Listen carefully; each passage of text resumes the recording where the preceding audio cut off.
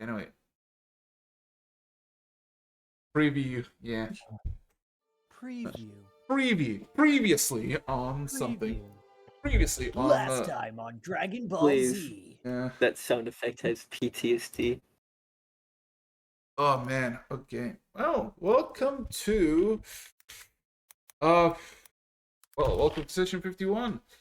Two people missing. One is away in a big ass, long ass journey somewhere. Will be missed. And the second individual, well, he got sad. They got him. They got him, Yes, ladies and gentlemen. They got him. Rest in peace. Yep. He got good, okay. He took him. Anyway, there's 6, but it is what it is. Gonna do with 6 people. There you go. So, do that, and I guess I gotta ask you a simple question. The same question I ask every single fucking week. Huh. Are you ready to begin? Let's go. I think so. Oh god, I need to simp. Simp to the lady. Okay. Now I have to fucking reevaluate the Tarumak weapon. God. Okay.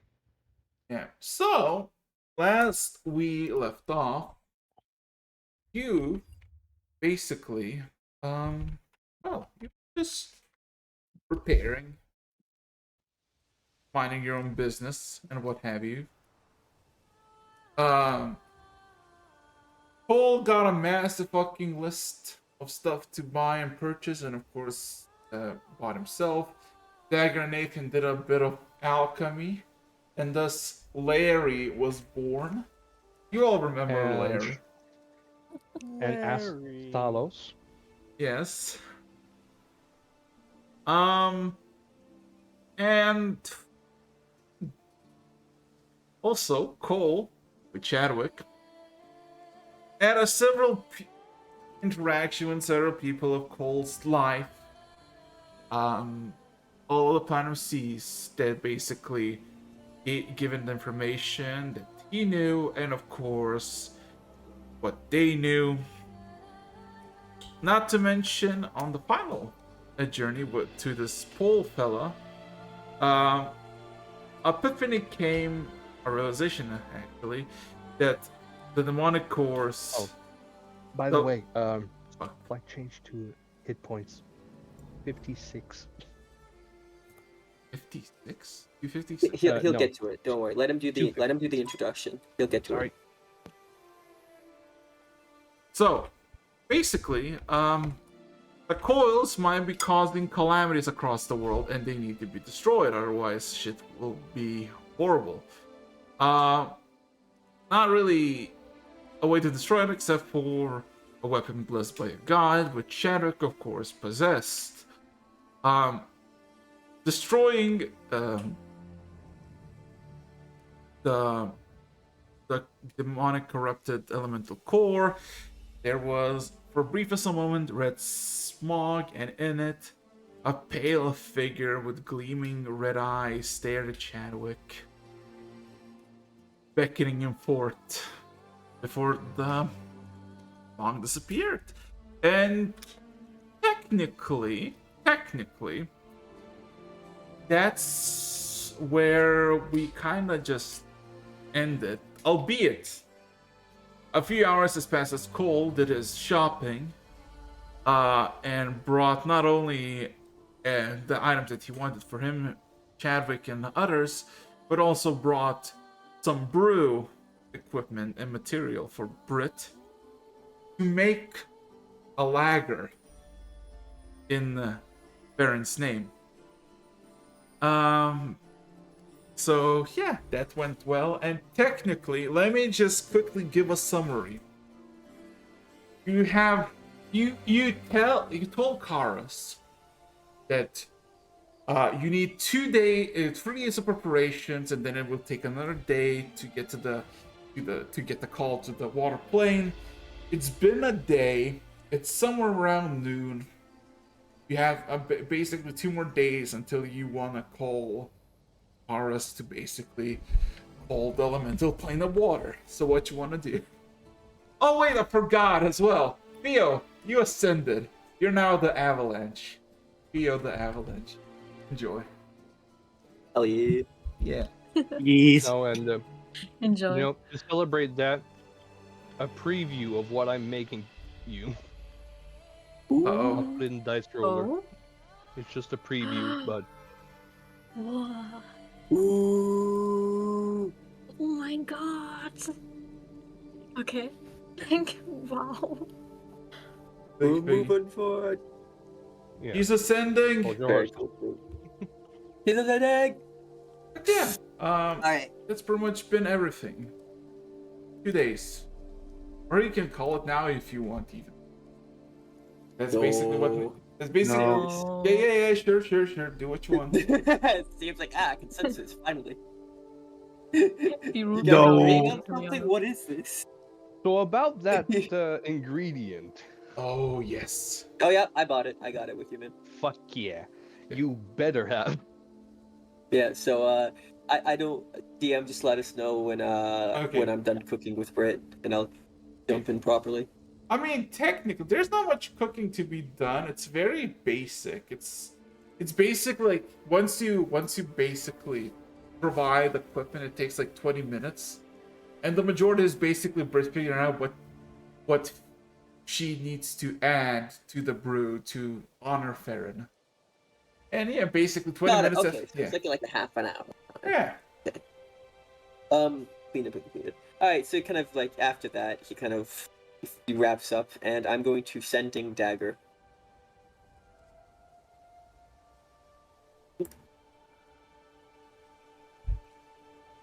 Dagger, I've returned. Good. I'm in my greenhouse lab.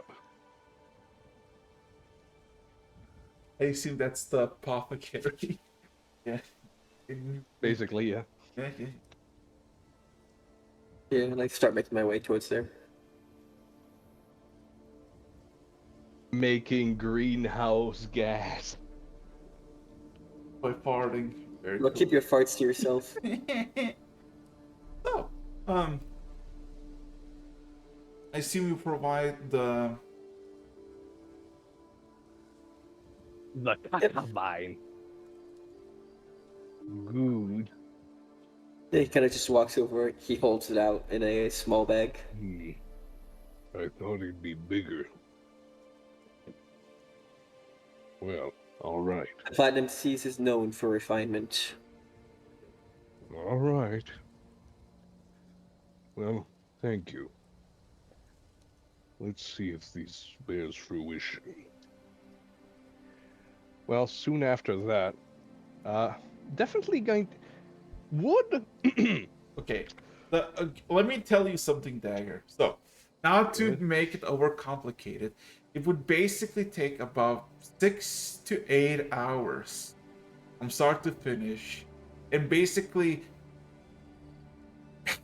how does this?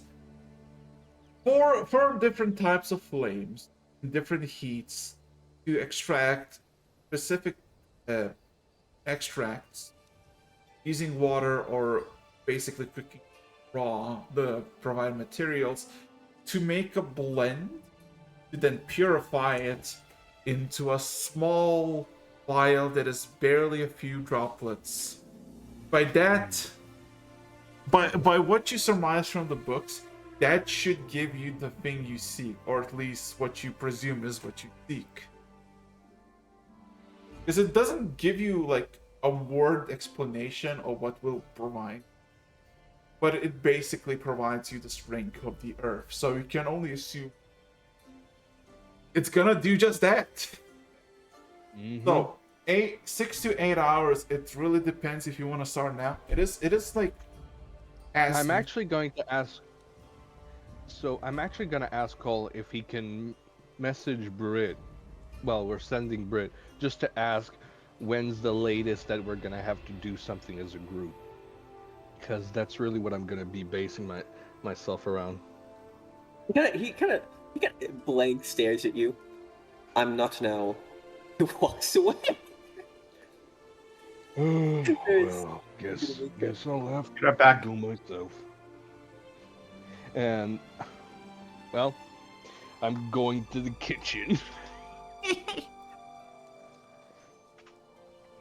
As you walk in the kitchen, you see Brit is performing, well, not perform, like overly dramatic retelling of a story about Farron to a brewer's kit. I imagine there's like hand gestures. Yeah. Just trying to be as showmanship as he was. Either that brewing kit is telepathic, or you've gone crazy. Oh, it's part of the process. Anyways, you need something? When's the latest that we have to leave? I have something that'll take mostly half a day. You have 2 more days. All right. Wish me luck. And I'm gonna go back and start the process. I will look into the books again just a bit to see if I can tweak it, or make a secondary potion for added toughness. You want to do sep? I'm sorry, you got I all have the returned. you got all the ingredients, and now you want to like, can I just cut corners? Fuck it! Wow. Roll intelligence check. To see if I can make it. Make what? Because- You're trying to figure out. Well, cutting corners is one thing, but trying to tweak it to get a bit more of a kick to the abilities I could. So okay, roll Yeah. me an intelligence check. All right, Yes. just plain old intelligence. Yeah. Okay. D20. I'll say I might as well save that. Boop. And plus 5. 20. Not Can bad. you roll me an insight check? Okay.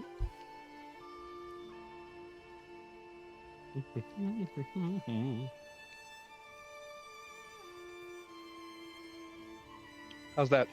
Well, your first method, because you don't know what the potion will actually do, except for granting you the strength of the earth. That's the only thing. There's no like anything what it provides or does to your body. You just assume what you could just do is just get more of the extra, because clearly while it requires the most purified and refined, it takes distilling over and over again several times to get the perfect amount. You assume there's nothing bad that could happen by just adding more if you get a surplus of that. But then your own conscious something, maybe your self-preservation slightly kicks in and thinks to yourself, maybe just figure out what the normal dosage does before you decide to overdo it. Well, might as well make more, but remind myself of the dosage so I can test it on a creature first. Oh my god. Oh, I mean, hey, science. Yeah, fuck yeah, science. oh god, okay. But yeah, I'm definitely going to try to make more, but remind myself. You of the got it. correct You dosage. got exactly for one portion. I don't know how you're gonna make more. Cutting corners. Can't I do that? Oh, for fuck's sake. Fine. Fine. Roll me 2 alchemy checks, both with disadvantage. You're gonna start now, right? Well, Uh, I do have mythic mastery on alchemy. Let's see. Yeah. Wait, so with mythic mastery, don't I know what I need? Yes, I know. That's literally why you don't need to do anything. But the problem is, even Perf- if Usually that's performance, right? yes, I literally told you what your mental status said about it, and you're like, you know what, disregard. So do it. Yes. Poop. That's one. Oh God. Damn. It's two. 44. Yeah. It's both this with disadvantage. Oh, two checks with disadvantage. Yes, because you want to make more of it. Okay. So you're gonna be preoccupied for about 8 hours. What is everybody else doing? Well, time to sit back, relax, and enjoy my poutine. Well, Vest just put items in the armory, so I guess she'll be there for now. I was actually just about to ask if there was an armory.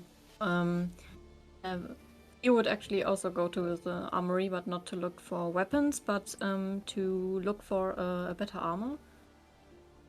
If there's any.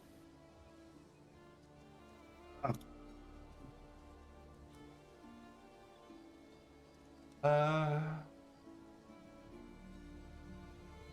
Remember technically, no. There is a Vest there. Does Vest notice anything about Theo? Oh yeah, you wanna describe? Yeah, I mean technically, you don't need to describe anything. Best, you just look at Theo. Hair a bit longer, slightly taller, skin is pale as of undeath, milky white eyes, and doesn't seem to be breathing. By all means, she looks like she's dead. Yeah. You see Vest just glancing and observing Theo. Just, that's not Theo normally. What's going on here? Better be on guard. See what this Theo is doing. Theo just looks back. Something wrong? What the you doing? Vest just gives Looks an at us answer. and asks. Several things are different. If you are who you are. I think I am. You do not seem alive, yet you stand here before me speaking. Also, you notice something about the Theo Vest that he's cold. Like there's an aura of cold, and also when it utters words, there's almost like a breath that you assume could be breathed out amidst the winter. The same cold of that one place you've been for a brief moment to kill a snail. That's what it feels like. So that cold. Yes, that like snapping at your bones. Okay. Mhm. Mhm. Then I'm kind of. This might be a barbarian, but even she's going to ask. Can you explain yourself? Why would I need to explain myself? Just looks around. Disappointing.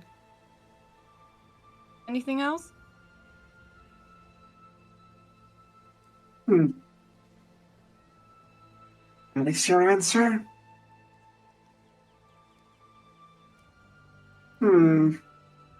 Shame. Shame. I was hoping you would tell me more. Now I'm not sure who you are. For now. And Vest just leaves the armory. I guess Theo would leave the armory too if there's actually nothing for him there. Well, there are 3 new items there, and you would recognize these 3 items. Oh, would I? Yeah.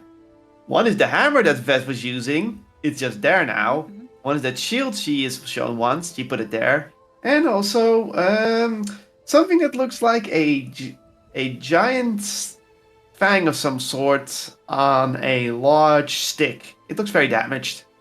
But you do have seen Vess looking at it before. If I roll insight, can I know what it is? Yeah. You can roll me investigation. I don't think inside is for people. These are for objects. Yeah, investigation. Maybe it's a person, I don't know. Investigation? Yes. Yeah. Alright.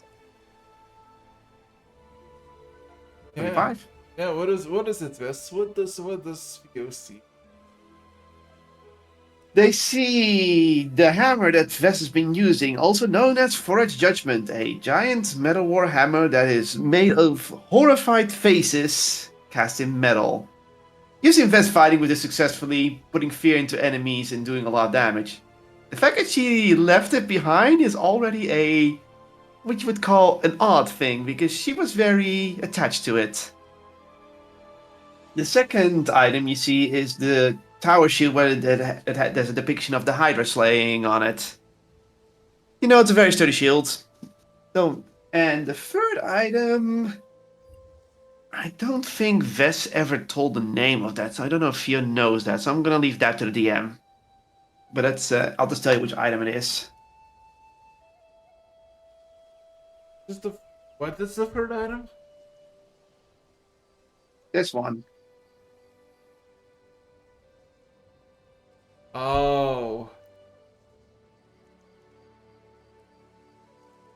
Yep.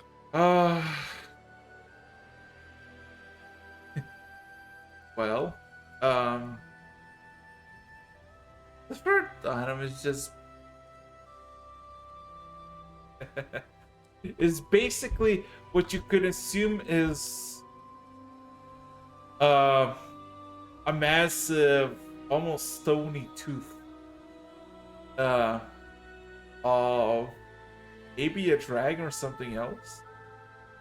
Albeit it's not sharp, but the heavier part, the base of the tooth, is quite large and, well, could hit someone very, very fucking hard. Hmm. He was not really interested in those items. He would just turn around. Is Vess still in calling distance? Yes. She just left. Okay. She's walking Then he slowly, would so just, you...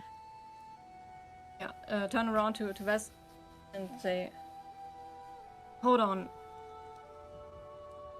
See Vess stop, slowly turning around. Just kind of looking left to right, and we've both made choices. I just don't want them to. I don't want either of us to regret them or to become a problem. I just don't know if I want to talk about them at the moment. Is that alright with you? You say this with sincerity, right? Mhm. Okay, again, Vess will detect that. You see Vess giving a small smile. I see. With that much change, you have put me in alert. But I can see your honesty and your kindness once again.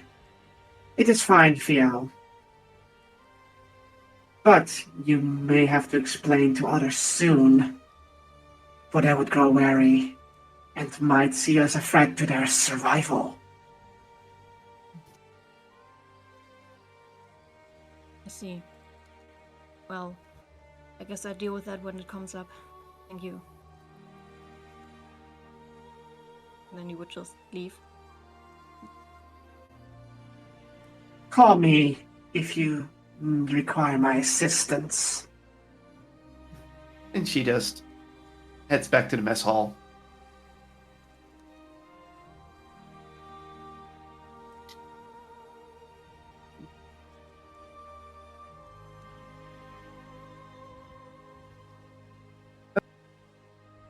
That's all. I don't know what else we can do. So, anything else from? Oh yeah, I guess Cole and Britt, you decide what you want to do. Circle, I'll tell you how the hunt went. If Circle's here, actually. I'm here.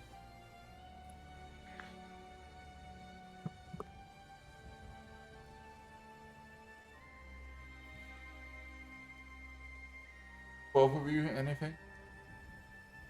Yeah, I have something, of course. What would that be? I don't know. Maybe something related to the giant dragon call that just hit the entire planet. Maybe just a smidget related to that. You didn't really feel anything. Albeit, you all notice when you see her or him, Theo, different, a lot different. For you, Cole, And it's basically. like the question Yeah. is, the whelpling still there? I'm going to. The whelpling is gone. Sus. Among Us.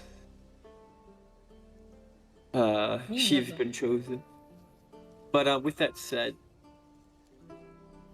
now that they've had time, I am going to. They were having a disagreement in the library, right? In the crystallized library, or not disagreement, confrontation. Who? Orno and Chris. Oh. Well. Basically, they were outside. How do I say this? They were basically by. What's it called? They were. They were basically in the little small plateau between doors. God damn it. Then I can't enter anyone and hope to not immediately interrupt. Then I will do the polite thing and ring the doorbell, which is AKA sending. What are you gonna send? I'm going to send to Orno. Are you well?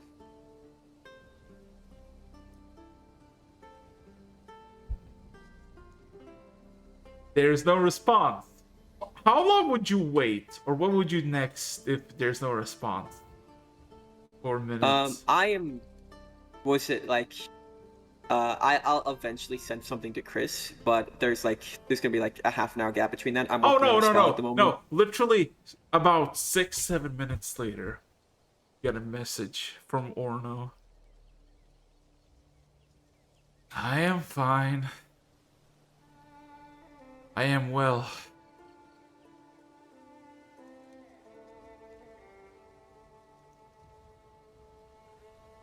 There it is. There There it is.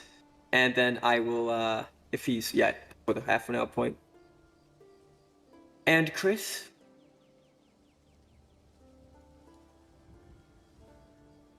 He is also well. With his current. There's a. Oh, sorry. Go. With his current predicament.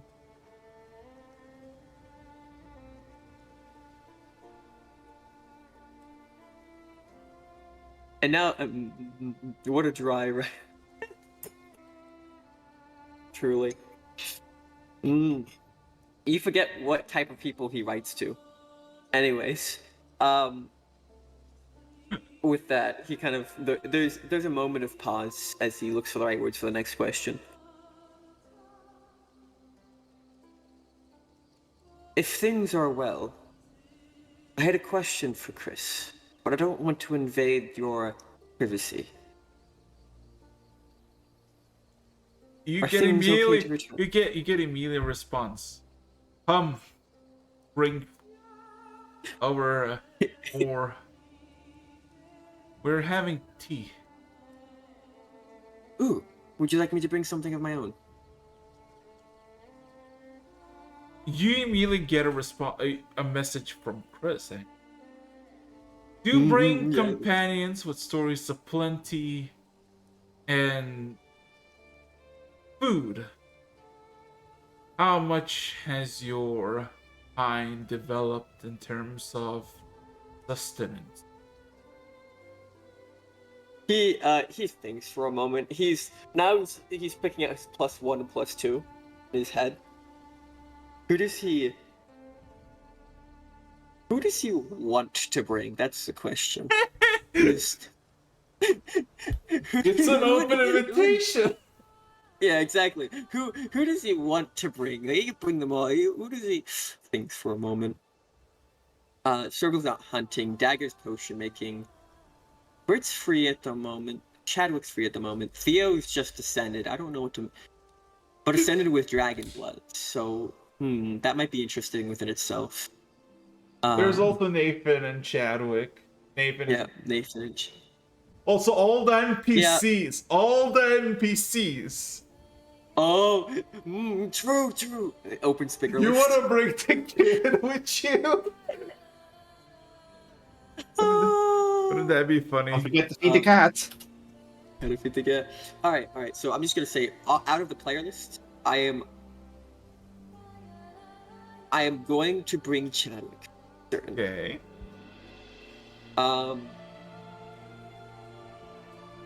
Chadwick's certainty on that list for NPCs. I want to bring tempted at Helena, but we're gonna put that down for the moment. Just to see what would happen, but better nature taking the sword of him. So what? Only Chadwick? Chadwick, I think that's the person he wants to bring. Do they know about... He wants to bring Laura, but at the same time, Britt would kill him if he brought Laura. If the little Without her, of course. I mean, you can bring Britt as well.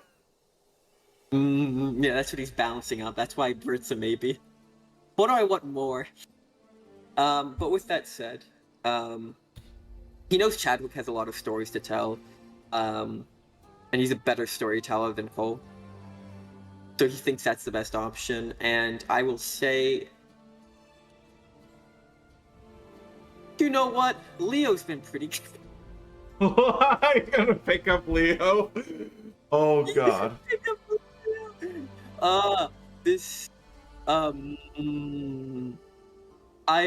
much do I want to torture Leo? I'm gonna flip a coin. One, I don't. What do I do? Oh god. There's... Welcome, good boy. Yeah, alright, so I'm gonna send in Chadwick, because I know what Chadwick's up to. I know he's available for this part. Yeah. And I'm gonna send in Leo. Leo, we're coming, I'm going to visit some ancient dragons. We're gonna have tea. Do you want to attend? Hey, there's genuine hesitation in his voice as you get it in your head, and he just goes, "Sure." Like drinking, not political assassination drinking, right? Please, they're older than politics. Okay. With that, and I will make it, and I'm going to make. What do I want to? How complicated is making tea? That's the question. How am I capable of making tea? I mean, it's not complicated at all. There's plenty in the kitchen and plenty you have on your own supply, all kinds of tea. And also, they said they have their own tea, so... True, I should just bring something to add on to that. What makes, should I get, like, crumpets or something? Something to add on to, like... Okay. Passive insight check. Both are extremely ancient creatures that if they're correct in what they're saying, about 13, 14, maybe even older millennia. Like a lot of fucking thousands of years old. Anything can do, as long as it's literally not like flour or, raw raw, just raw Oh, stuff. I know. Yeah, I know. I'll make tarts. You'll make tarts. Just a Yeah, quickie I'll get tart like, make. yeah. And actually, there is one more person I'd like to invite because of the recent thing. Yeah. I'm going to invite Theo. So, Theo, you get a Oh. sending message. Theo, Mhm. I'm going off to a dinner with some ancient dragons. Would you like to attend?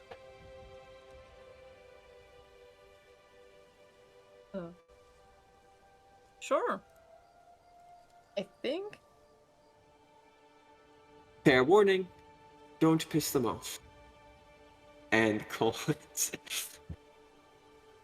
there's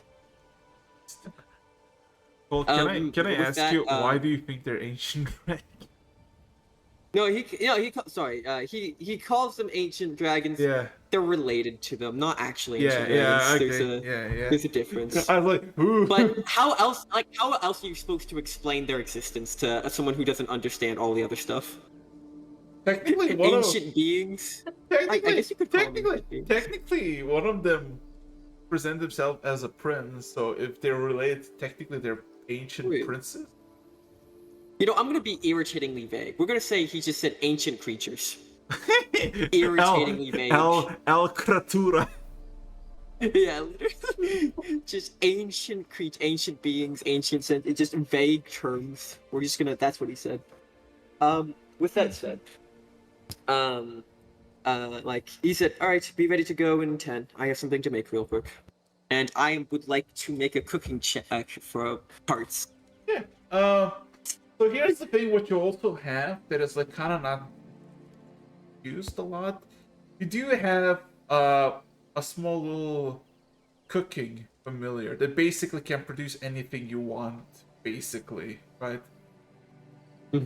So if you want to use that as I'll have him make some basic side things like like cheeses or something, like gather some of those. How do I say this? I feel like it would be an insult not to make something by hand. Oh no, that's fine, that's fine. I just want to say that these are basically, they don't like assist cook, they literally manifest food. They may create food with basically what you want, and you and it's complicated. So I'll have them manifest a bunch of smaller foods, like samples and dishes to try. I'm gonna make these personally, the tarts, just out of respect. Sure. Roll performance. Alright. And yeah, I will be stupid with this check. Vivian sub somehow dagger will. The ominous plane of England. Oh no. No. Right. English tatas and crumpets. Oh, the humanity. I'm just gonna burn a 9th level spell slot to boost this. Don't worry about that. Don't. What do you use for? Oh, sorry. That's I accidentally. That's a 46. I did that one.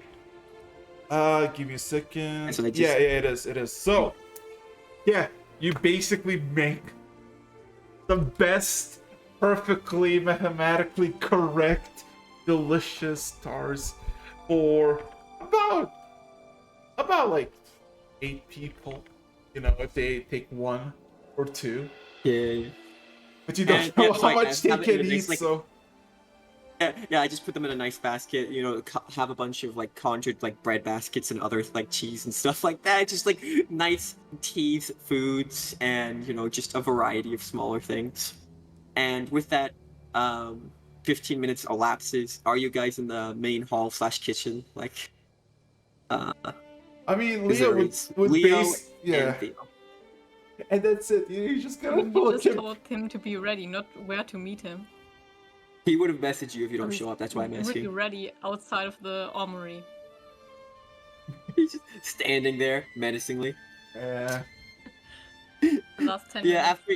After he doesn't see you like for the at the place, he kind of sends you. I'm in the hall. And Theo would go to the hall. No. Yeah. So final thing. literally Cole, Theo, and Leo, and that's it. Nobody else, right? Final lock in. No, no, like, hey, bro, you want to bring your adoptive 8-year-old daughter to this? Yeah, I don't want to. Yeah, I don't want to risk Leah. She has things that she needs to handle. Okay, so basically nothing. Wait, where are you guys meeting? Don't worry about it. The main hall. But don't worry about it. Okay. It is obvious that they're like the meeting up in the main hall. Fair enough, but So, in that case, okay, you basically all teleport, and well, are gone. So before I continue with Cole, Theo, and Leo, Britt, anything you want to do? Because you want to do anything, and then I go to Circle, because Circle is... No, both my methods of getting out of here are currently disposed of right now. yeah. Sorry, just technically Nora can teleport. The term is deposed, not disposed. So I guess I'll They are not in the trash, Brit. I guess I will go ahead and talk with our little red suit, our dragon friend, because I have a question to ask him. Yeah, he's always present by his nest, always the ever-present steward. I'm gonna ask him. So, weird question. There wouldn't happen to be any sort of blue dragon that needs to be taken care of anywhere? It squints at you, slightly tilts its head, stares at you blankly for a few seconds. No.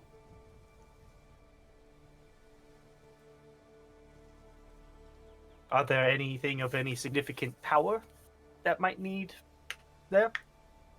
Just to bite some time. You wish to kill something.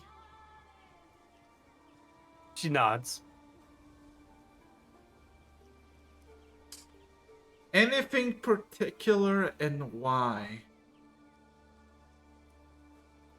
Nothing too particular, but maybe there's a powerful local being that I can take care of that's terrorizing a town or something like that. You know, just so I'm not idle.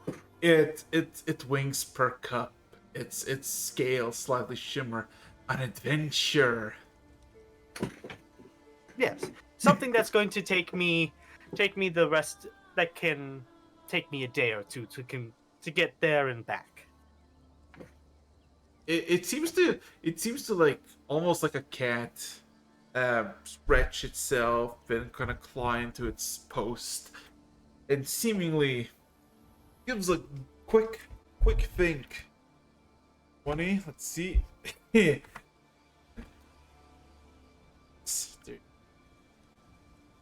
Da-da-da. No. This one. Oh god. And just this.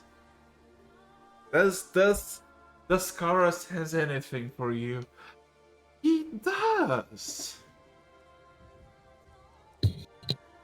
It looks at you. Thinks a bit. It clears its throat a bit. There are things it could kill.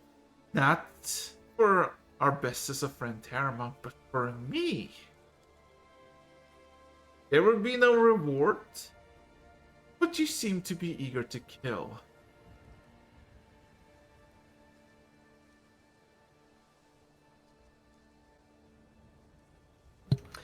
And what do we have on the docket then?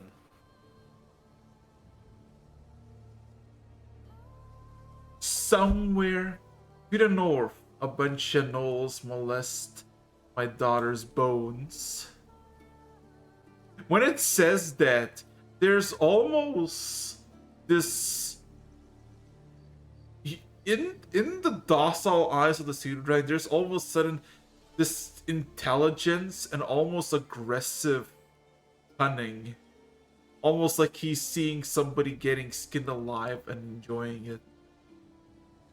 If you would dispatch them, I would be mostly pleased. And there's to the south, in the depths of the sea, an ancient forgotten tribe of miscreants of abandoned fate that are gnawing at the bones of my... As it says that, it just kind of stays... Tarz's mouth stays ajar for a few moments, and it slightly shuts and then looks at you. There are two places where you can go and kill if you wish to kill.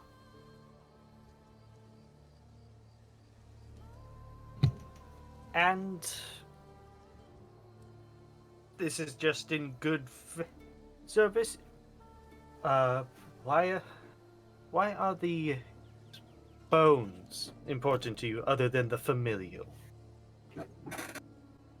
It stares at you. Would you like...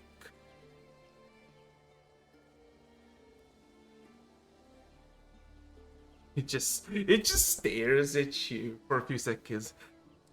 This almost glare. Would you like Sylvie's body to be trashed around, its carcass chewed on by vicious beasts?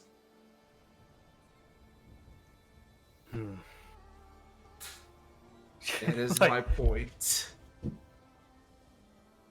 Like, that is very much a good point. Forgive me for asking that, then. Do not worry. I shall go to the knolls in the north first. Oh, Go from there. You will never make it in time with your flight. You are fast, but they are far. However, it flaps its wings, and all of a sudden, as you've seen previously before, a sudden mass, bigger shadow basically stretches out from the smaller wing, basically twice as big. As it flops its wing, all of a sudden this crimson red, almost volcanic fiery portal manifests next to you with scorching heat before it clears up.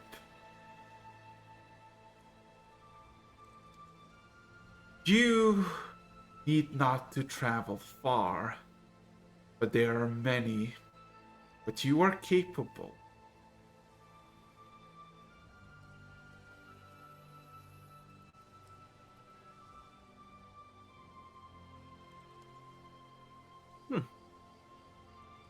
To there, then.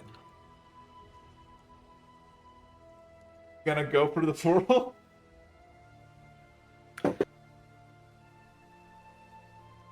Give me a sec. Not sure if I wanna. Yeah. Can you roll me 2d100s and an insight check? Yeah, okay. Yep, definitely.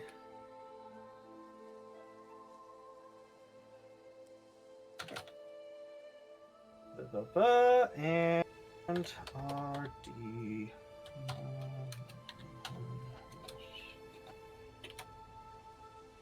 Okay. You think for a moment looking for the portal. What you basically see is forests.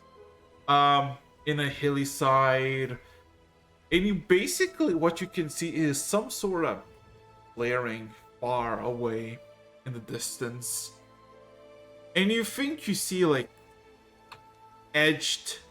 not edged, but basically under the mountains, there's what seems to be few ribs of a massive or relatively big creature hanging, and a good piece of the skull sticking out of the end of the mountain.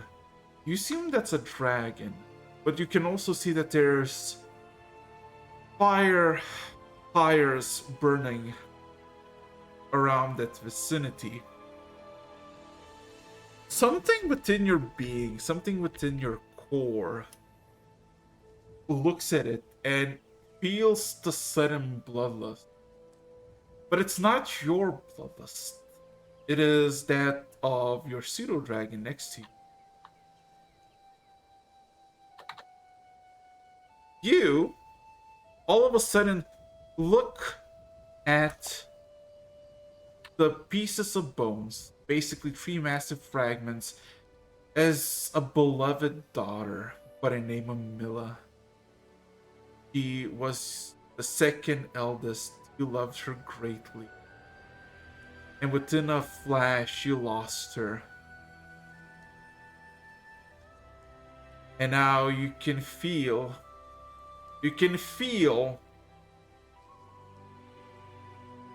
almost like your own ribs getting chewed by insects gnawed at it, and there's an itch in your skull that infuriates you and makes your hand slightly quiver.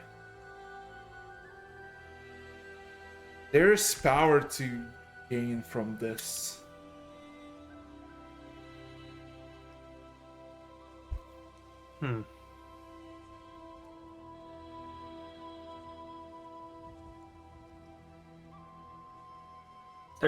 Is there anything attacking these bones?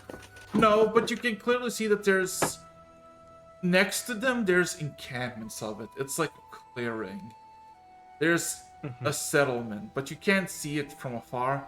You assume from where you are from this perspective, you're like 7-8 miles away. You're just in this altitude high enough to basically oversee the landscape and basically see the bones in question. I see.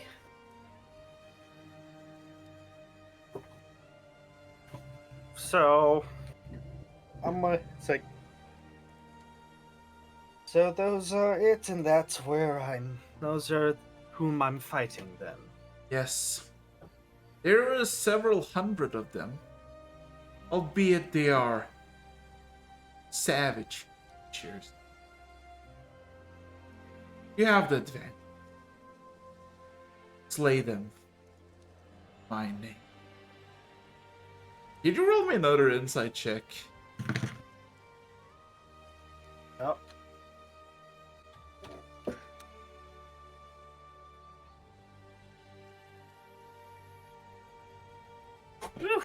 That is maximum right there. That is a nat 20 and a 4 on the guidance. The calm breaks within you. You think you heard Karas from the side speak, but it came from your head. It's attuned to you. It's in you. And then all of a sudden this clarity is, it's been there for a while. How long has it been attuned there? Is there a reason why when first time you saw it, when it spoke to you, it just disappeared and you didn't see it at all? Then when you finished your task and got this hold, then it reappeared. Is it implanted to your head? Can everyone see it? Can only you, chosen of Tarumak, see it? You feel a sudden realization that you're enthralled to this creature. You are not its servants, as it itself enthralled into something. And when it speaks to you, looking at the bones, you feel its primal emotion, that of an ancient old being that would do things unimaginable to your mind, to those who wrong the remains of her beloved daughter, your beloved daughter, our beloved daughter.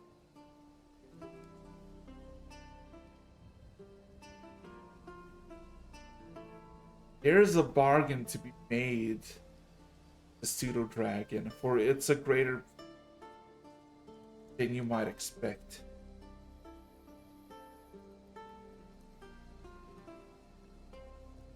Therapy.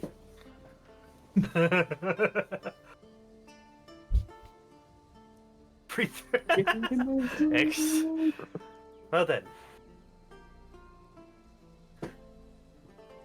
Let's just end this defiling. Let's say as I fly over to the camps. Trying to go low, fast stealth.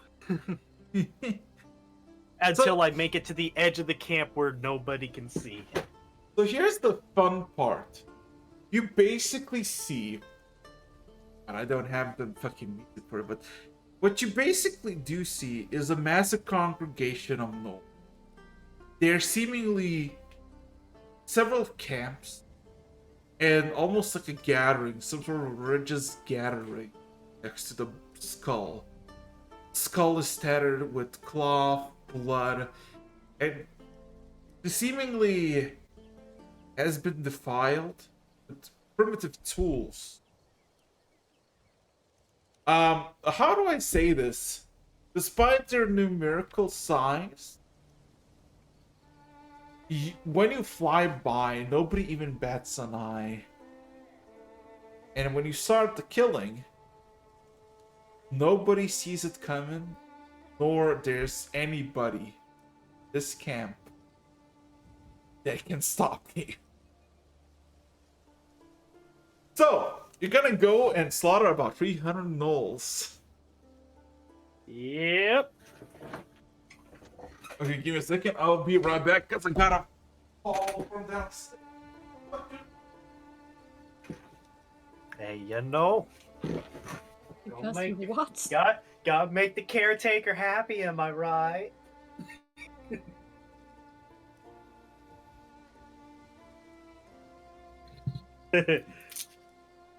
I was thinking more of Circle. I was more thinking of Freebird.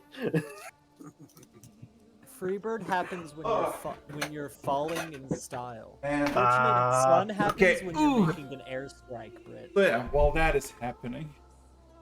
Oh yeah, it's basically fuck, it's brutal. You can play Vermintide, honestly. Okay. I'll go play Vermintide, guys. I'll be back. Yeah, you're just basically a BRB gonna boot up Vermintide real quickly. So Circle, boy. Second. Did you roll last session a D20 or no? I don't recall. I doing think- so. Yeah, but just in case, roll me another one. Find some action, I know.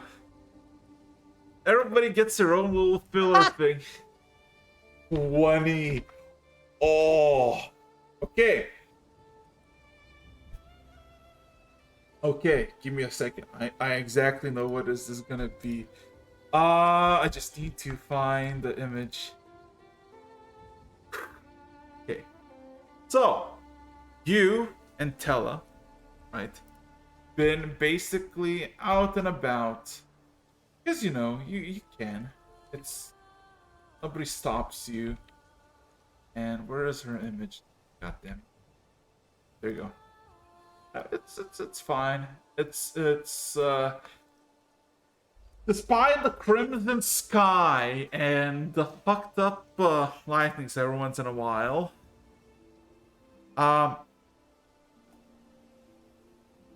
you definitely do find quite a lot of animals to hunt, because every single animal is basically in a disarray. Not really know what the fuck to do, as it's not really natural for the sky to just be like this. However,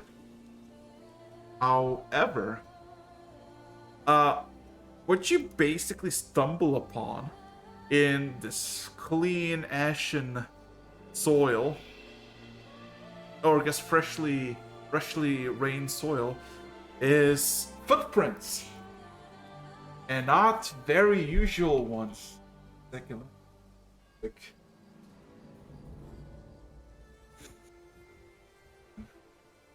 Do I get to fight a dinosaur? well, are ya? Sorry, Vess is not here to fight. Actually, second, let's do this.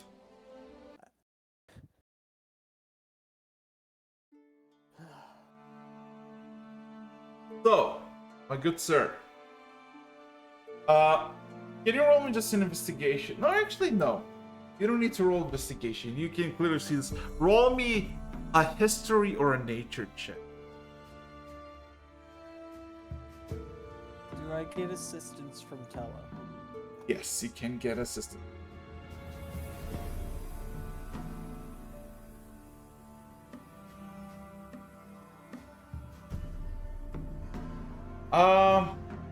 Well, how do I say this? It's a massive footprint to the point that you can probably comfortably sit at its sole by yourself, not together. And it's quite easy to track. Additionally, what you realize is this footprint came out of nowhere, as in it was in the middle of the forest, in a slight clearing. But it just started. It didn't begin anywhere before. So either it appeared or it landed. That's Exactly. what you're saying.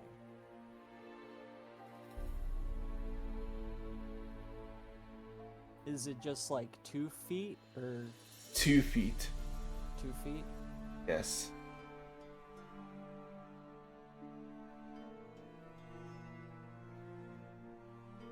Sergal will look at Tella with kind of like a...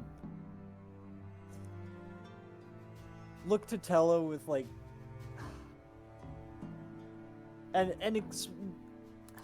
I don't know how to describe the expression, but it's like the grin of somebody who knows something's about to happen and he really wants to watch.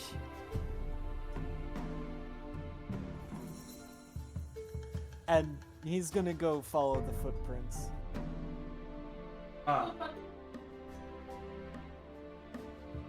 Okay, so you're just gonna follow it. Oh yeah. Is it gonna be a normal, just, going, or are you gonna roll stealth? No, I'm not gonna roll stealth. Tella can if she wants, but Roll Sergal's a perception, paladin. both of you. He doesn't stealth. Roll perception, both of you. Mind you, you're miles to the west from the halls. It's not exactly you can just be like, hey, come here. You're like miles away. You've been out I for a know. while. I don't know Tella's stealth perception modifier. I'm just gonna roll. Oh, but you said you're not gonna roll, so what's the... Are you I'm gonna not be gonna the... roll stealth, but you said to roll perception, both of you. Oh, yeah, And I don't technically. know what you mean by both of you when you're. Oh, the one yeah. rolling for Yeah. stealth. I'll tell you. Okay.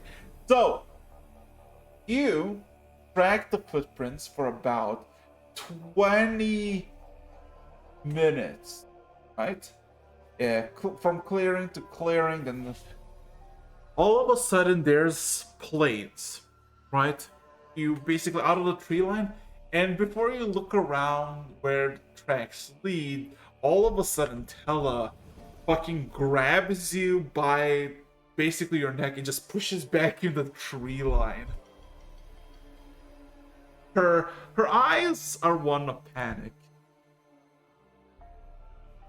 And she says, "Did you not see it?"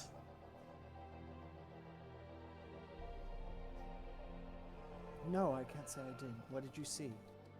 The circle's immediately going from like his cheery look to immediate alert mode. He wasn't even really looking that hard. I know, you're really footprints, clang. Moving right along in such a good time. Give me a second, let me quickly send you an image when I can find it. Where was it? It's yeah. Oh god. Let me tell you, it's fucking something. So in front of you, about like 300 feet, basically, because it's day, but it's like ashen and dark. You can barely see until you see the gleaming, massive, dark obsidian scales, and then you realize fucking armor of this 20-something foot tall creature. It's a dinosaur. With armor. It seemingly occasionally wanders around, flaps its wing, looks at the sky, flapping its wings. It looks fucking confused.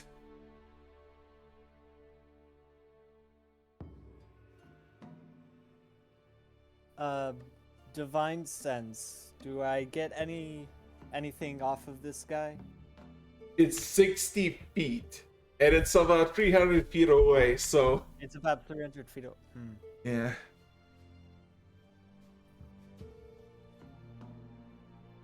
It's a creature. I'm going to go out on a limb here and say that I've never seen anything like this. Yeah, you never seen anything about this. It looks like a beast, like a massive fucking lizard on hind legs, but also you realize that it has wings that resemble a dragon, but also plate armor. Somebody put armor on this motherfucker. It looks like something that would be on like an amateur heavy metal album. That makes it so much cooler. That's more like from a certain cartoon series. Just put like Dino Jack Black. Riders. Just put Yes. Jack Black in like playing his guitar right in front of it, like they're fighting, and boom, you've got a Tenacious D album. So, what That does look like a Tenacious D album. What is your I hate call, that. Thurgle?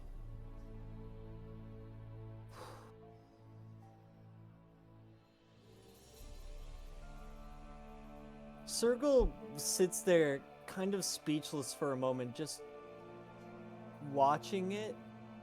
Like, it's just running around kind of confused. Well, right? not like running around, more like step, looks around, step, growls, flaps wings.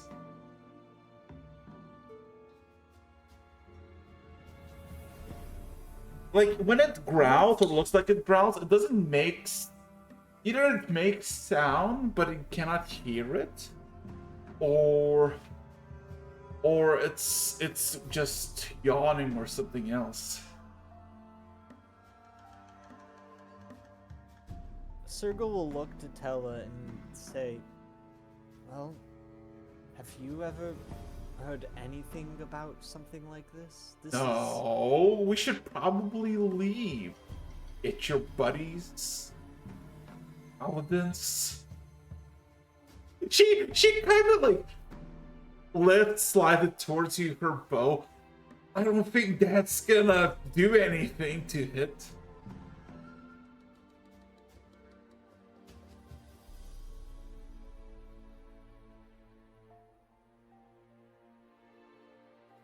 Sergal, roll me an insight check.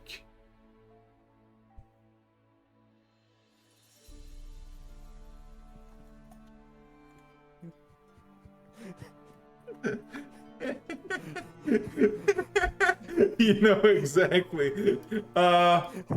Listen, Sergal, my boy. If there was ever a moment to basically show this girl in front of you that you're a badass. This is the moment. This is the time. It's literally a Tenacious D album, and it's great. And you look at it and you think to yourself, if I get a cheap shot, I probably, or maybe get on its back, I maybe could kill it single-handedly. like you're like. I'm guessing that since Tella is a ranger, she has a fairly high insight, and so she can see Sergal like weighing the options in his mind. Like, on one hand,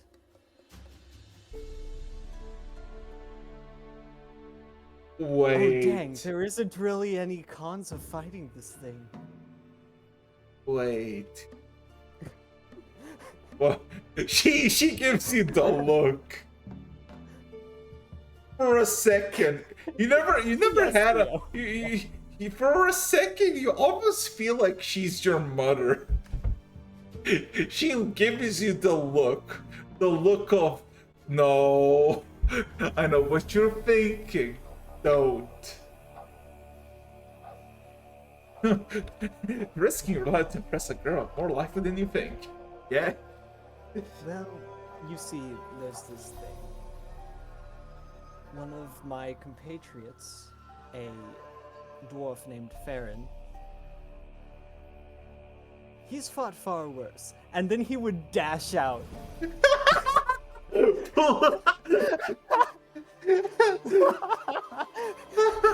Don't give her time to think. Oh my fucking god. Oh my fucking god. You just And now you have the song Primo Victoria stuck in your head. I'm sorry. You're just gonna charge for like basically 10 turns to get to this. No, actually 5 turns to charge at this creature. Fine. He's summoning his griffin. Oh. Can you roll me? Okay, what's your plan? What's your plan? My plan is to, like, as I'm running, hop on the griffin. They fly the rest of the space. Huh? And once they're in range of Divine Sense, that's going to be the first thing he does. Huh? To see what the heck, if this thing is of infernal origin. Uh-huh. And then the next thing he's going to do is he's going to sweep low off the ground, jump off. His griffin's going to fly one way, hopefully distracting the creature, while he stands down and goes at it with his sword. I'm sorry, you're gonna face in front of it? Well, I'm going to have the griffin fly in front of it. And you're gonna be on its back, hopefully. On its side or its back, yeah. Okay. I would like for you to roll me athletics, stealth, and acrobatics. Alright, I'm going to roll them in that order, I think.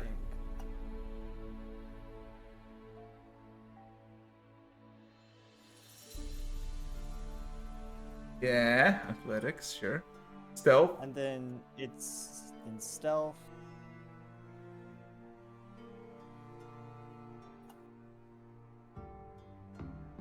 What a wacky world, am I right?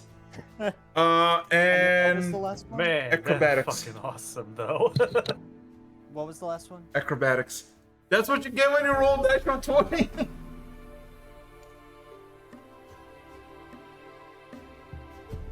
Oh Alright, god. 17, 15, 17. All around good rolls. Oh. I need to quickly change music then.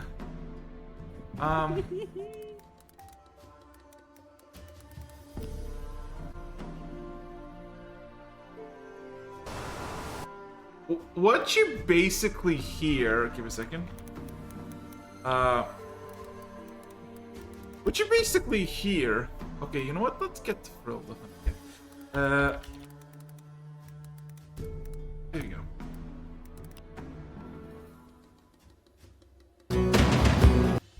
So, before the T-Seed, gonna have epic dino combat. Roll initiative, my good sir. Because last thing you hear from Tella, maybe the final words you heard from her, is her scream, "What the fuck are you doing, sir?" Just gone.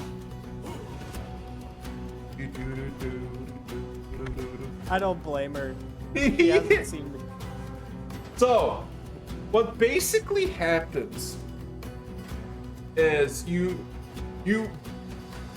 either divine intervention or something. You perfectly time as it looks away, turns its back completely, and you literally land on its back between its wings.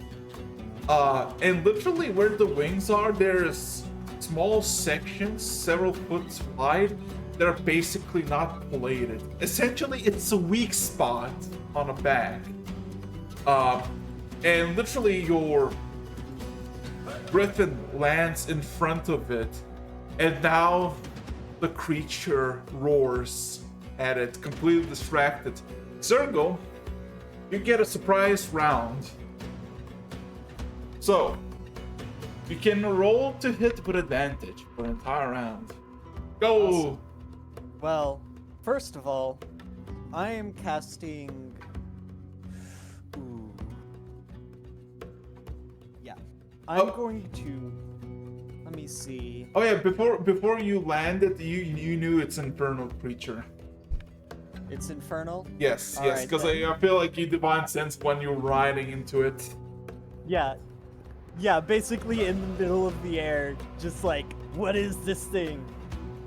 And yeah. Alright. So, upcasting. Branding Smite. Load it up.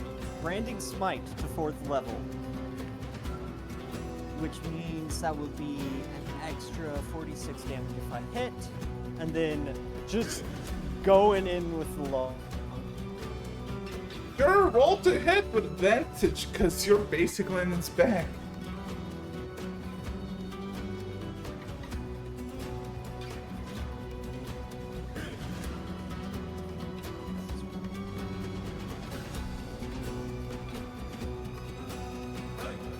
Oh god, okay, that's a hit. Alright. That does... Oh. I will also... I'll go ahead and charge a 4th level smite into this. That's fair.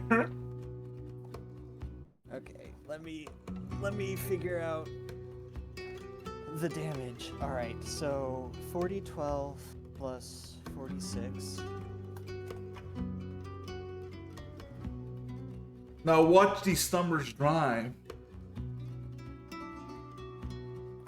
Plus Divine Smite 1d8. 4th level, that would be... Where is it?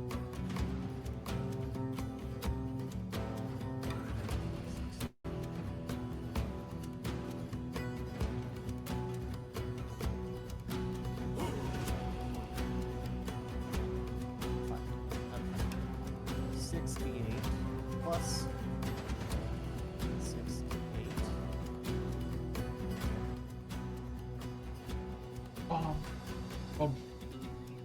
Plus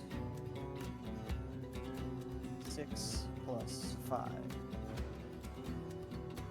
77. 77 damage. Nice. Good damage. Would you just try to carve into it, or you just try to go for its wings? I'm that bare spot where there's a wing. Well, basically, imagine usually there's... in winged creatures, there's like a core vein by their wings. Yeah. Because they gotta flap their wings. Yeah. So that's what Circle's aiming for. Okay. So basically, pick left or right. Right. Okay. basically with one slice, and you can clearly see this bulging vein that has basically been left open. You basically cleave it, and with that cleave, you got like 4/5 of the wing. But as soon as the shock of the pain goes through the creature that you're on top of, it flails for a bit, and the rest of the wing just snaps off and just falls on the ground. And now there's just this plume of reddish, sulfuric, and very hot, almost like boiling water hot blood spilling out. Alright, I have one more attack. Yep.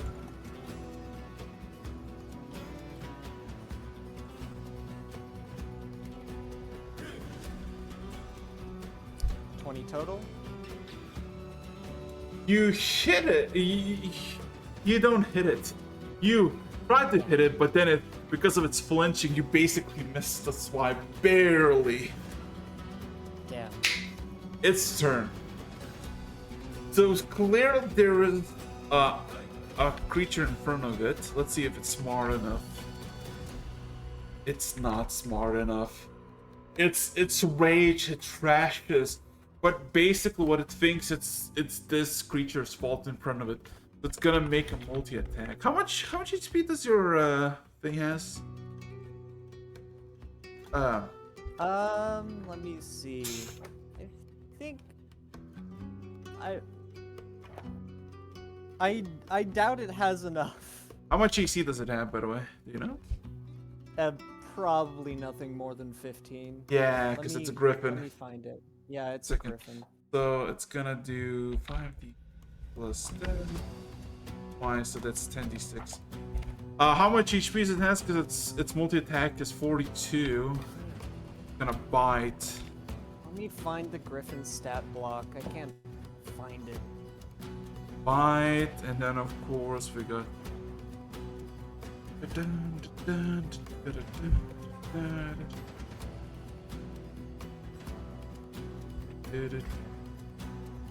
Yeah. Yeah, it has 130 hit points. Holy shit! Yeah, It can lives. you, dude? Does your griffin? Can it make a strength saving throw? Because it's basically in its jaws. Otherwise.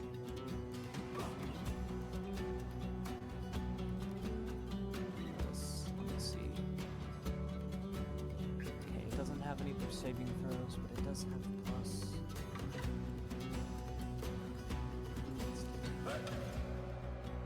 25. Ooh. Okay. So what you basically see the head of the creature in front of you as it basically charges for your creature, seemingly with its jaws pierces your creature twice, and then you hear this chomping sound, almost like metal clenching, and you hear your griffin screech as you basically see as it pulls back. There's just a massive flood of blood-soaked feathers everywhere. Hold on. I think the internet might have lied to me. Let me double check. Oh god, no. No, it has 59 hit points. Oh It's god, dead. it's dead. Yeah, it's When I looked it up, it was like apparently like a boss griffin stat block. It Oh, wasn't the oh. griffin So real in one. that case, literally what you see, your griffin before it dissipates, the final moments, it's the creature tilts its head upwards, and you see almost lifeless body of your griffin, half dissected.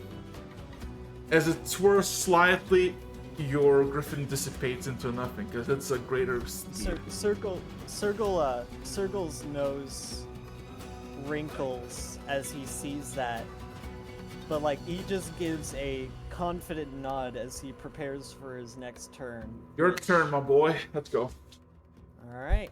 Normal attacks this time. I already used both of my.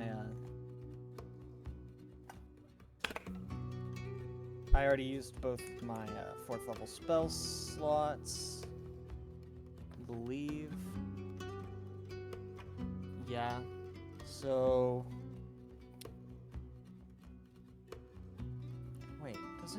Does branding smite? I don't think it does.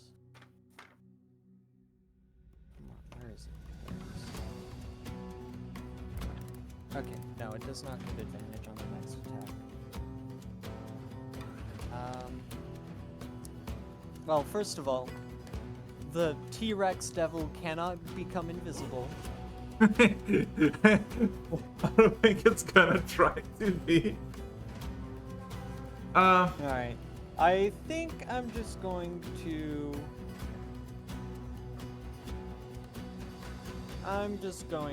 attack. So, first attack... 22. That's a hit. You can roll again to Alright. see if you can, hit again. Doom. And that's a nat 1. I have Mythic Weapon Master, so I don't get Thank it. you. I Thank you. miss. That's what. You just miss.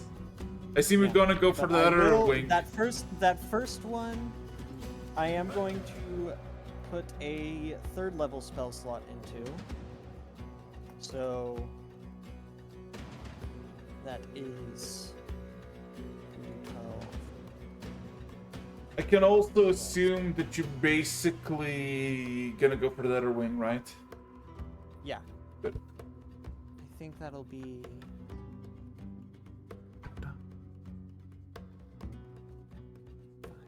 That'll be.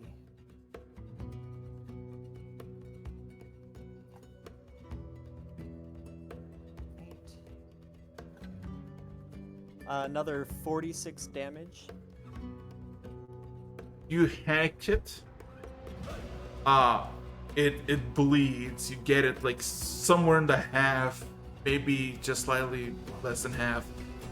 The wing is still there, but it's basically immediately like a pool of blood starts to leak. Anything And, else? hold on. I do not currently have my shield, Yes. so. Oh wait, no, I don't have the dual wielding. Whatever. I think that's my turn. I don't Yes. have any bonus actions. I would like Okay. you to make a strength saving roll.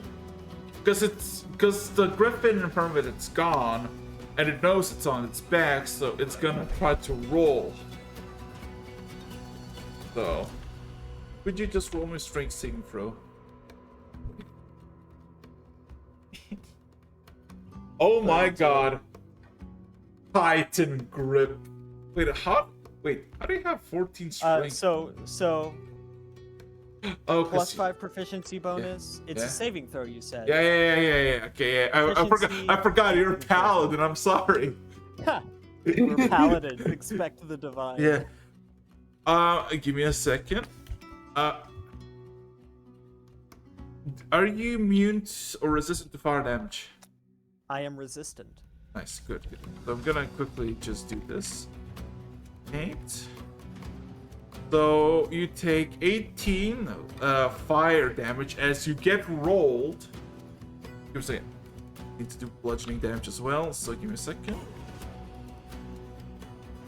So you take 18 fire damage as basically the blood that you spilled as it rolls, and you basically hold on. You basically get covered in it, and it's literally burning you, and it's singeing you, and it's painful, and it's awful. And do you have resistance immunity to bludgeoning? Normal bludgeoning. Not currently, no. So you take 39 normal bludgeoning damage then as well on top of that. But you, as the roll ends, you're still on top. So yeah. That's the end of its turn, as I guess you suffer 55 points of damage.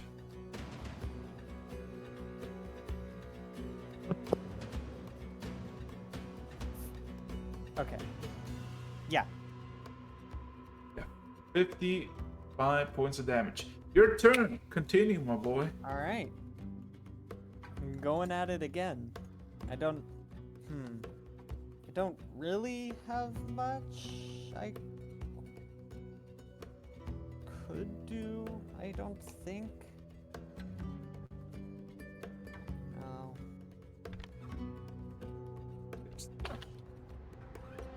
roll something as well. And,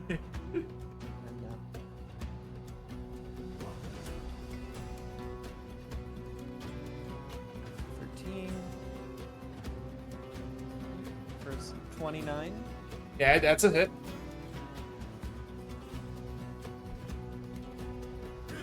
And Nope. 15. That misses. Alright. Another third level spell slot.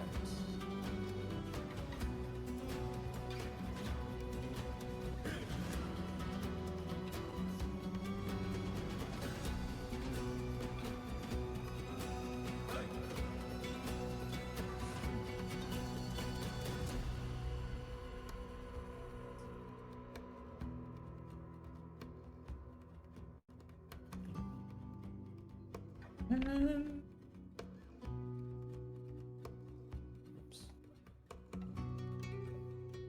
Okay. 49 So- damage. Second hack. This is from different angle.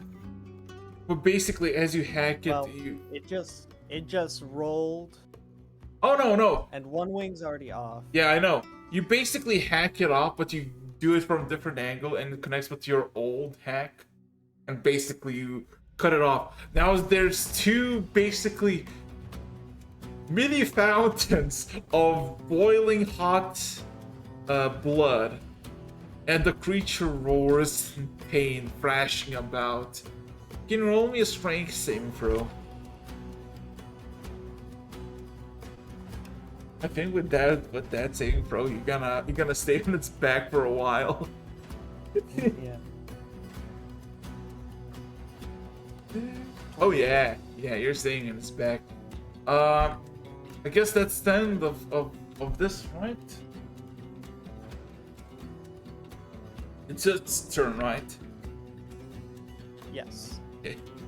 Well, guess what it's gonna do? Roll me a strength saving throw. It's gonna roll again. And see if it can do. Okay, yeah, you still go on that D20 plus 12. Oh god, wait, that's I forgot. Shit. I 20 forgot. d12 damage. Oh boy. Oh. So what happens is, it rolls, and because it lost its wings, it can't properly balance it. And as it starts to roll, it basically rolls on its side. Give me a second. Need to roll the d8. So you take another 18 points of fire damage because all the blood spilling around. However, it's basically on its side, prone, technically, while you're basically hanging on its back, right? If you let go, you're probably gonna drop like a foot, and you're gonna be on the ground.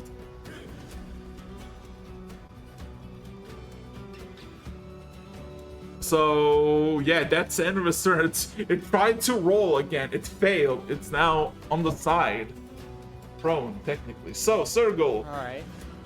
you can roll I'm an going advantage, and it's a critical because it's prone.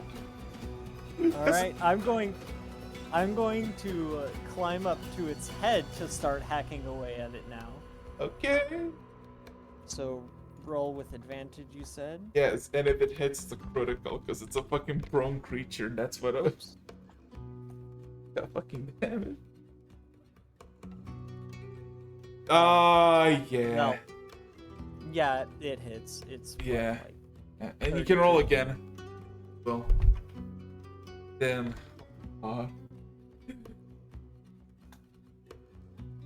and 29. yeah, both hit. Both All right, attacks are you considered said- critical. So roll normal attacks, and then you just double the damage. I'm running out of third level spell slots. I should have saved one. Ah, well. Instead... Nah. first attack, last 3rd level spell slot. So that's you double the damage, right? You don't double the dice. Yeah. All right, so that's 116 damage, and the second attack.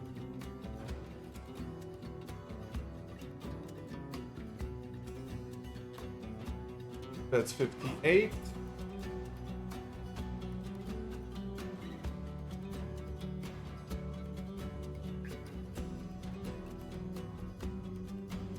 Oh my fucking god!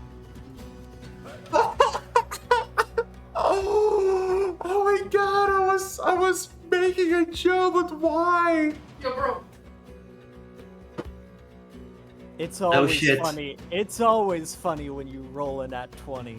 No, you hack it. It's on the ground. You basically hit its neck twice, it starts to bleed.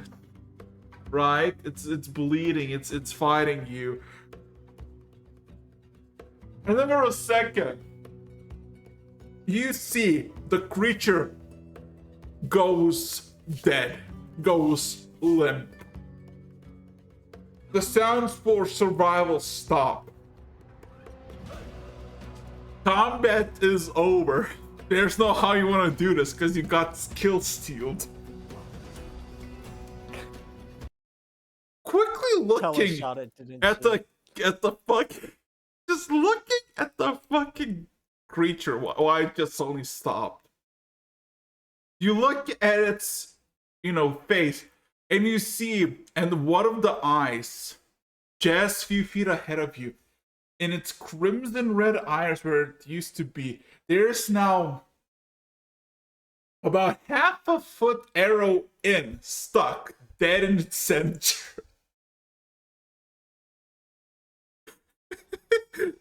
Looking around, you see from the tree line, well, not from tree line, but basically now a lot closer, is Teller running at you, screaming fucking insults, with her bow in her hands, but no arrow. Oh my fucking god. What's that one image that's recently been circulating? Which one? The one of the guy shrugging. Oh yeah. I don't know his Stella. name. It's Stella. No, it's me. Oh, it's you. Sergal. But Sergal kind of has this kind of equal parts smug and really adrenaline junkie kind of mad grin. Well, I guess the bow worked.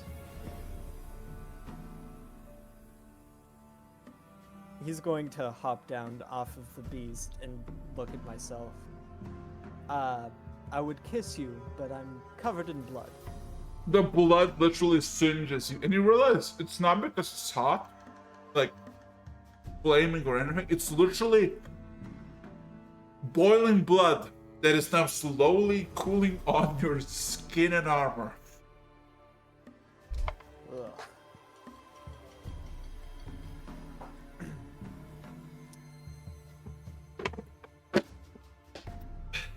Bella just looks at you. She doesn't know if she wants to kiss you or just punch you in the dick and run. She has Go for it. She has Before she makes any more moves, Sergal sees that and kind of holds up a finger. Save the kiss until after we find a river. Then you can do both.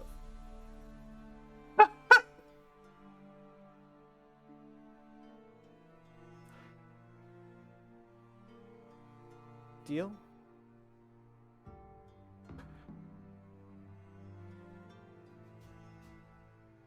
roll me either a persuasion, a performance, and then afterwards roll me an insight.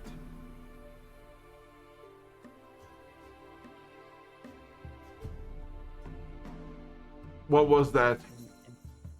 Performance.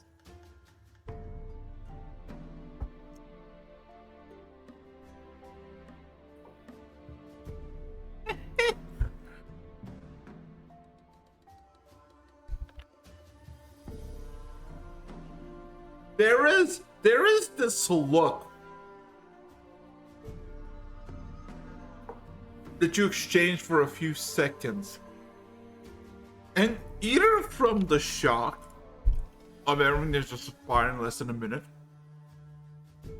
or the weather, or everything above, you can read her fucking, can't read her, just face at all.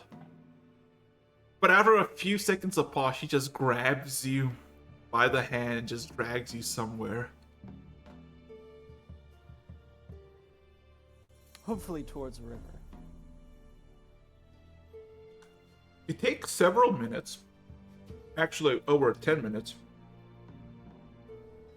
going up north, away from the halls, away from somewhere where you killed it. There is a mine, or a natural cave, that has been, well, seemingly walked in, seeing as there's one set of footprints previously, and you see there's like some chalk on the side that it's been marked.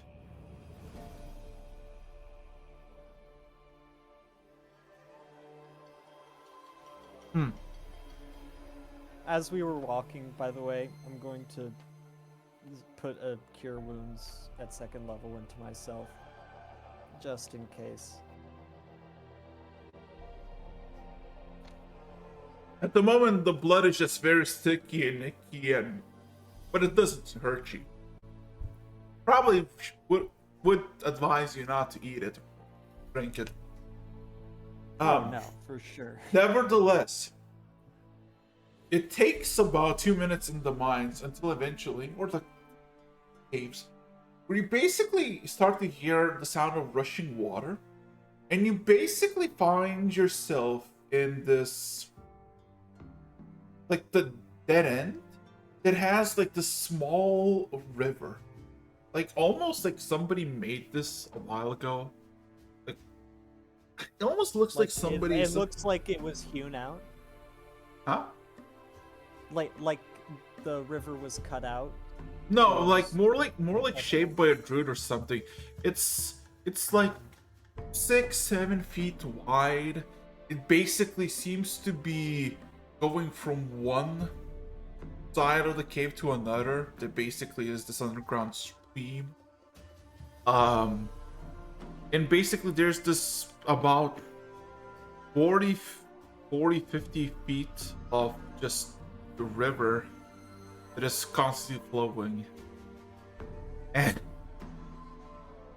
And without saying anything, she literally just pushes you into the river, or tries to. Mind you, it's not super Circle deep. does not resist. It's not deep. It's like 6.5 feet. Yeah. He's gonna go ahead and start scrubbing. She literally just sits by the rock, infuriated. She has so much emotion, from infuriation to excitement to fear to like basically from all the best fears, not best emotions you could have, to the worst, until you're basically like about a minute in and she just says something, first murmuring almost to herself, and then looks at you finally and says, "I'm not touching you until you scrub every single piece of yourself off that disgusting mess." I'm surprised you grabbed my hand. And as Circle has not stopped.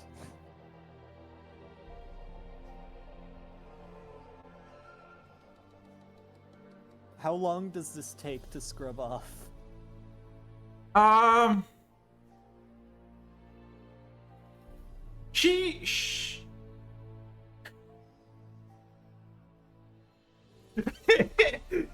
Good thing that you mentioned that, because she otherwise would have.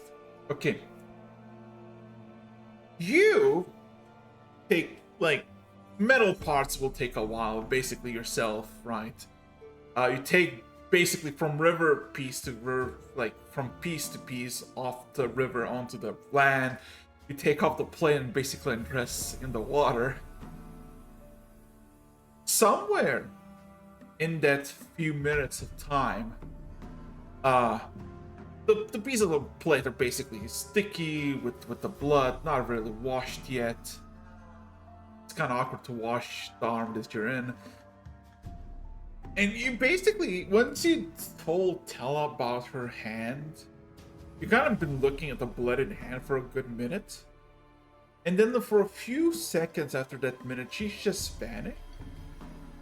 And you also see that one of your pieces, basically the main plate piece, there is like a lot of blood that has been just that just been gone. Something scooped it up.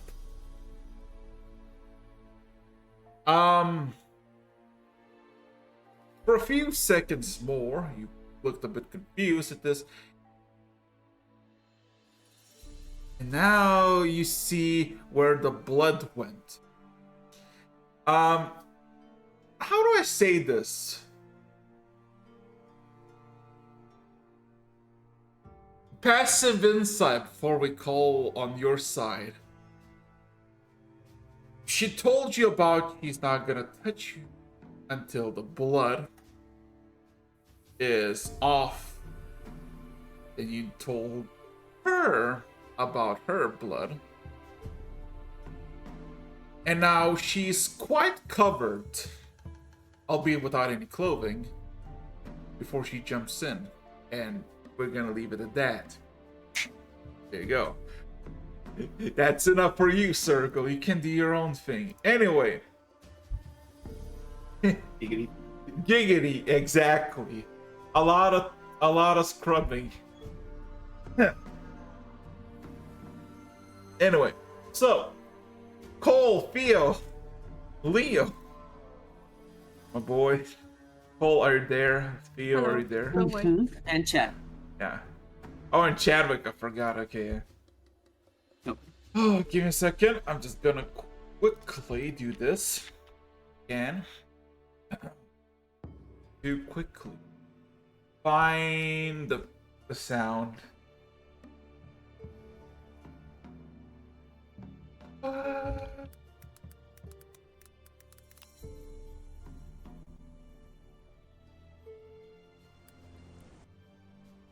Here you go.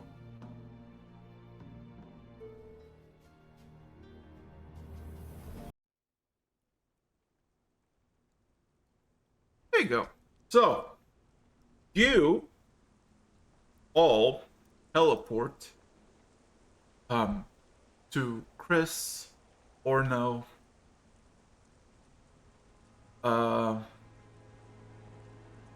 And what you basically are witness to is that little plateau that you basically left Cole is now you see the library that Chris has made is still there, open, all that. However, you also see that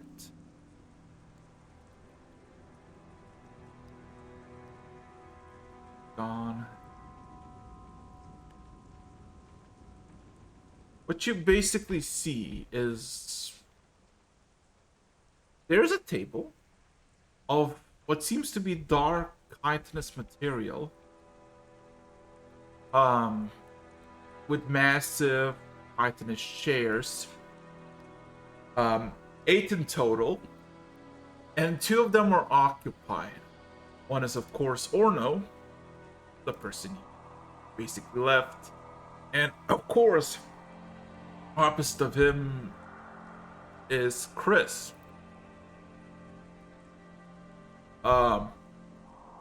There are these black, almost porcelain, chitinous cups, and one massive dark chitinous kettle. Both of them immediately glances at all four of you who arrived. There is this awkward pause. What would you like to do? Good afternoon. Good afternoon. As I start walking up to one of the chairs, and bought some food and tarts. Like some invisible servants just like drop down some of the like food near the center of the table, and I push towards the tarts, towards them in particular. This is Theo, and motions to the necrotic, undead, mythic creature that is now Theo. Moves his hand over. This is Leo, the Wizard of the Platinum Seas. And this is... And he motions his hand over to Chadwick. Chadwick, one of the paladin companions from the keep. Orno kind of He nods. motions for all of you guys to sit down. Orno kind of nods at all of you. Seemingly stares at Theo. A bit too long. Same with Chris. Chris is just basically kind of just glaring at Theo. I'm sorry, Theo, for doing this to you. Theo just waves and stares back for a while, but then just looks away and goes to the table and sits down.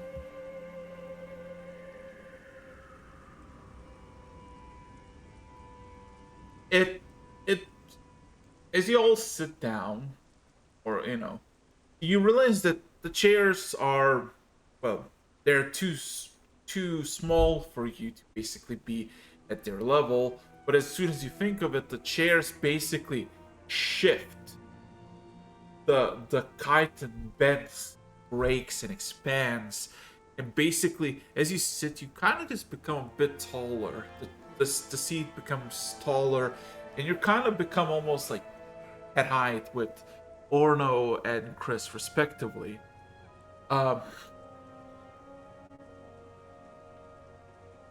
And with a single flick, two things happen. Chris, from its back, provides with two of its own pieces that he passes to Theo and Leo, basically floating in the air softly and lands in front of you. Second thing that happens, the mug, the kettle, slightly lifts up from the ground and proceeds to slowly but surely pour each one of you what seems to be just black mist. It looks like it's been pouring mist into a cup. As soon as it finishes pouring, there is this not oily, but basically abyssal black liquid in it.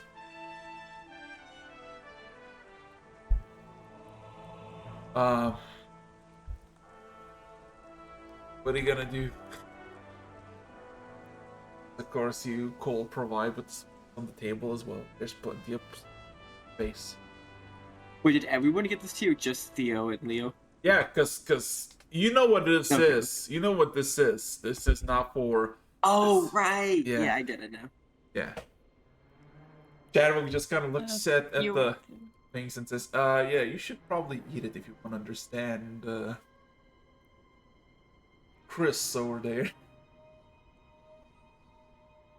You would just look at the mug and slightly like sway the liquid around and just kind of question with a big question mark on his face. Look at Cole. Cole seems unfazed. It's like, yeah, this is just how things are, kind of vibe. No, not the liquid. The little orange thing. Said about the liquid. Ah, right. Okay. But with that, he kind of. Oh, sorry, go on. Sorry.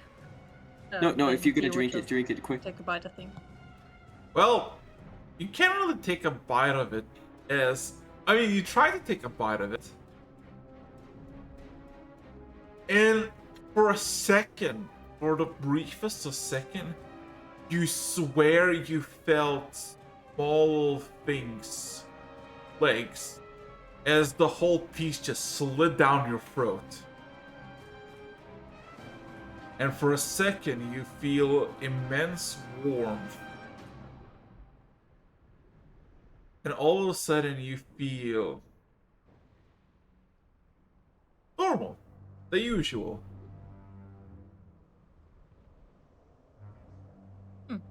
The first thing, as soon as you eat it, the massive 12-foot tall humanoid parenthesis creature by the name of Press speaks. I did not expect to have a presence of the avalanche. The upworld, full of surprises.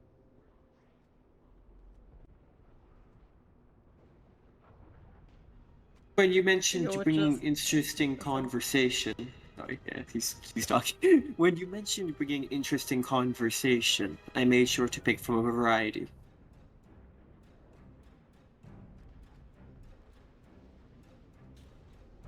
I see. Well, Leo, looking at Theo just kind of eating it, also just kind of eats it, just looks a bit confused, dazed for a second, just kind of immediately whispers to you, says a message in your head, Cole, is this normal? It's weird. For them.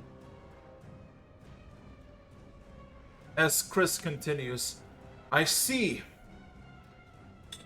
You must know that we're enemy, correct?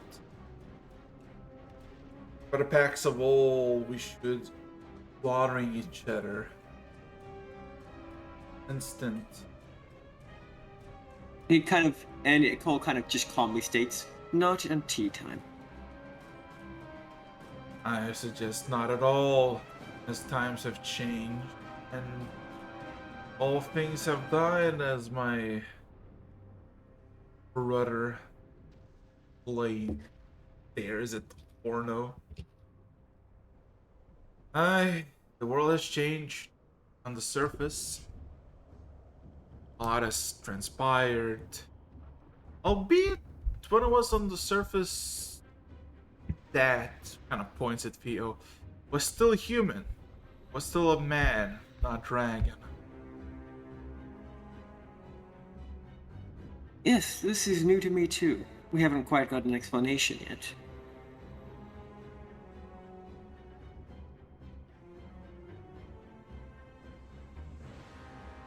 Well, I'm staring. he just kind of looks around. Everybody's staring at you, Theo!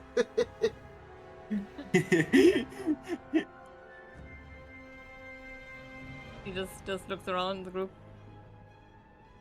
To be honest, at this point, I would assume you all would know more about this than me, but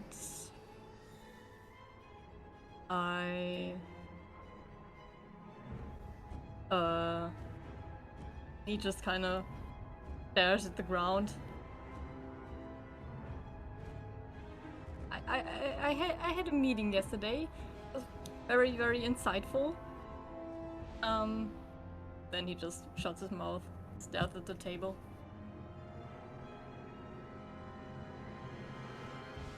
You see Chris clacking its fingers at the table. I see. Meetings. Who's this with the whelpling on your shoulder? He looks over at Theo.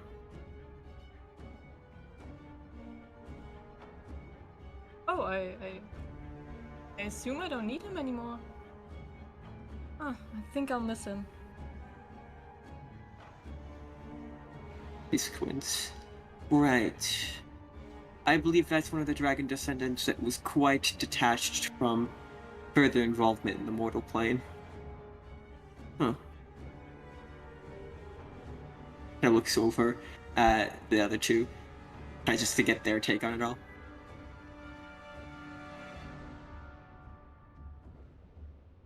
Chris just kind of, it doesn't really have a brow. It's a lot of just chitin and amber, but it just kind of seems to be scratching it and actually making dents into the amber with its fingertips. I invited for tea, not a discussion of politics. I know it's a perilous time with many things to answer, but time is trivial to me. Social interaction, experience with the sane, the mortals, with the man, is what I miss. So come, drink. As he grabs the little kite, this little bowl with liquid.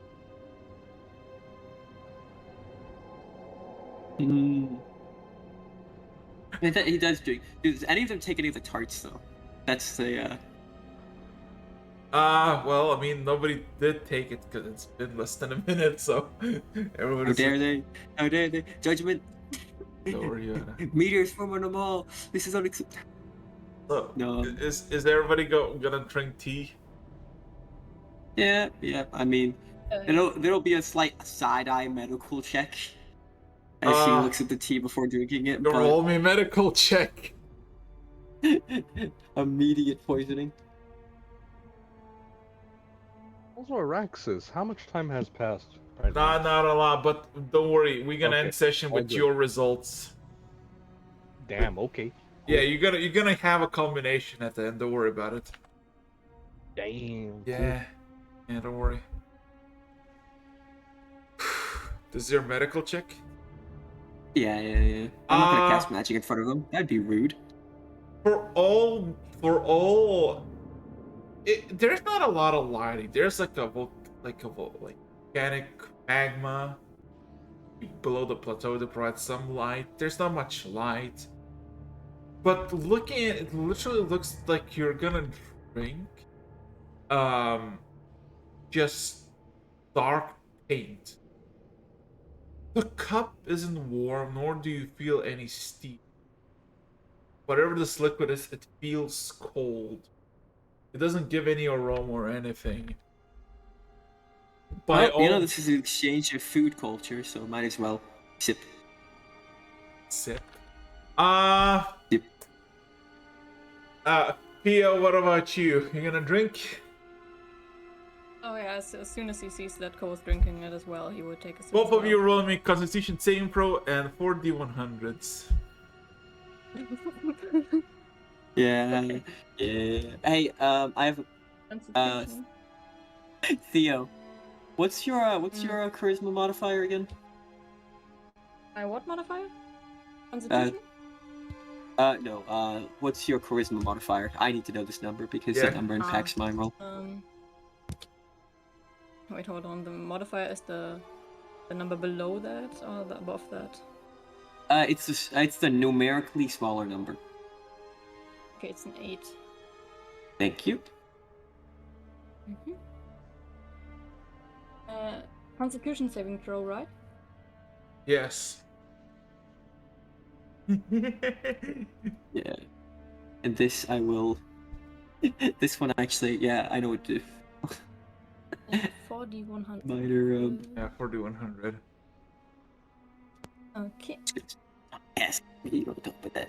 Alright, that saving throw is 48. 48, oh god. And 4100. 43.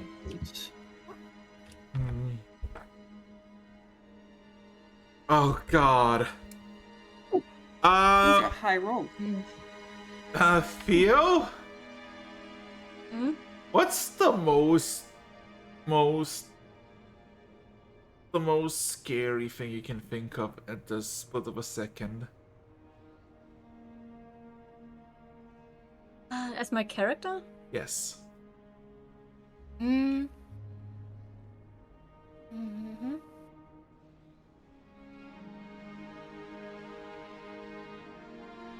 Honestly, I would say spiders. Spiders.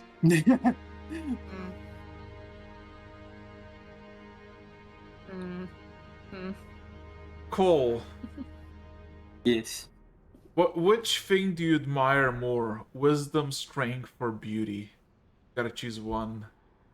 Wisdom, strength, or beauty. He thinks of Mistra, and he thinks of all of those things. Gotta pick one.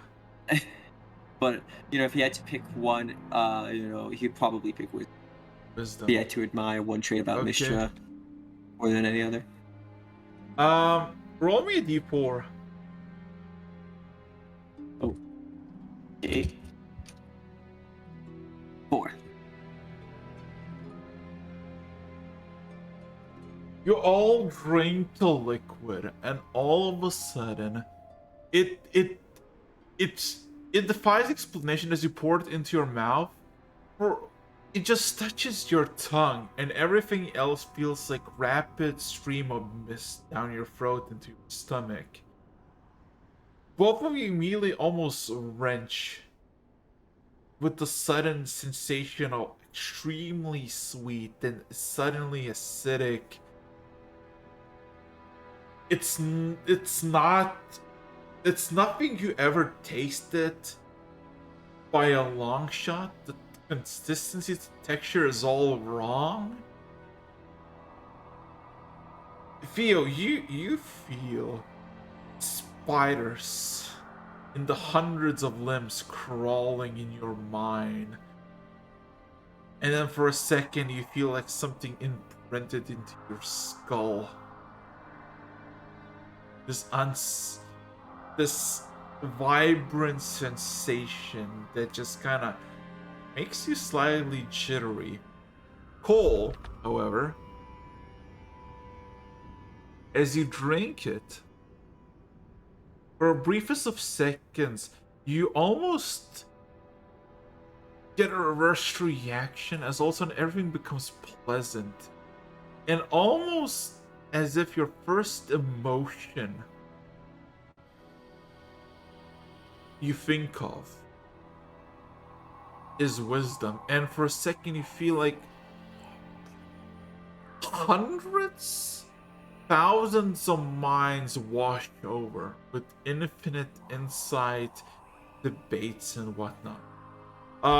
Theo, you are immune to getting feared or getting the terrified effect forever unless it's made by spiders. Immunity to all fear but spiders. Cole, you have +4 permanent modifier to your wisdom modifier. Concern? Yep. And you basically look at Leo. Alright. Your stats, so basically a +2 to whatever you had modifier wise. Okay. I just say like the wording. Excuse me. No, it's overall stat. I get it, +4 to your overall stat. Leo just fucking drinks it. He almost has like a sensation like he wants to grab his jaw or neck, and then he just on the fucking table flops his head. Immediately you realize he is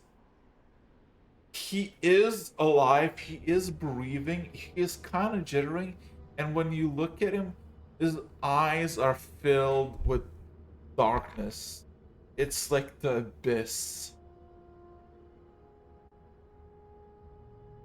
Kind of look over. Basically. There's Leo's fucking dead. I kind of like there's a look of Leo. There's his poker face is pretty strong. Yeah. He looks over at Leo, concern internal. Looks over at the other two. Will it be all right? Orno just looks with a smile as he grabs one of the pastries. You can see they drink this casual, like it's nothing. You're basically the ones who are like flinching and tweaking, like drinking dwarven alcohol. Yeah, you're like the first time we're sitting there like, man, amateurs.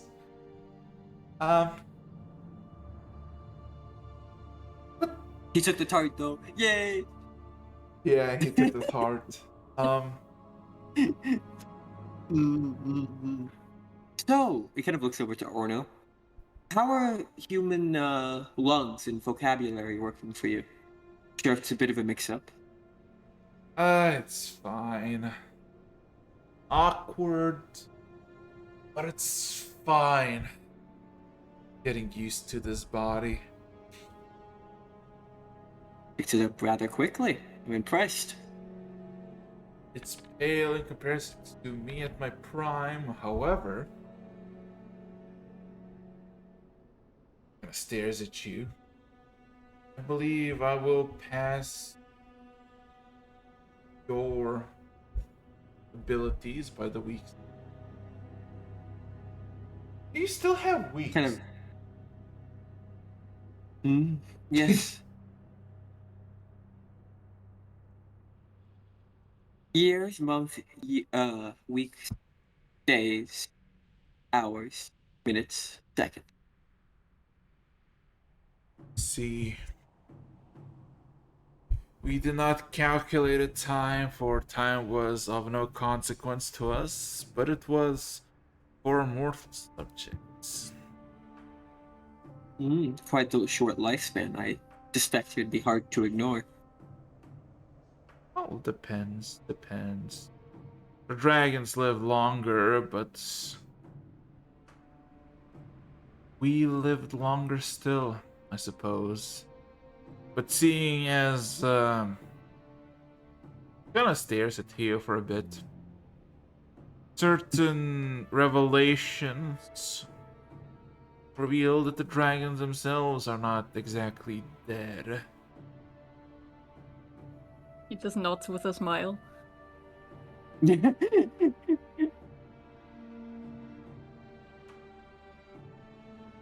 Chris just kind of looks at you, Theo. I am perplexed. It is an interesting sight to see, for I never witnessed an avalanche myself. I only witnessed visions, illusions, and tellings of ancient past. I know if you were a true avalanche of old, you draw your weapon, proclaim the might of your patron, and proceed with bloodlust. And now look at you, calm, aim. It seems to like squint at you slightly, and then all of a sudden, like almost like a realization, full of thought and decisions to make on your own. Curious.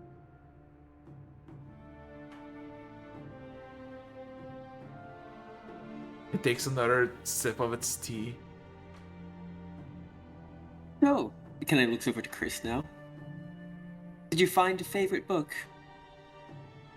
It nods. Your understanding of arcane is fascinating.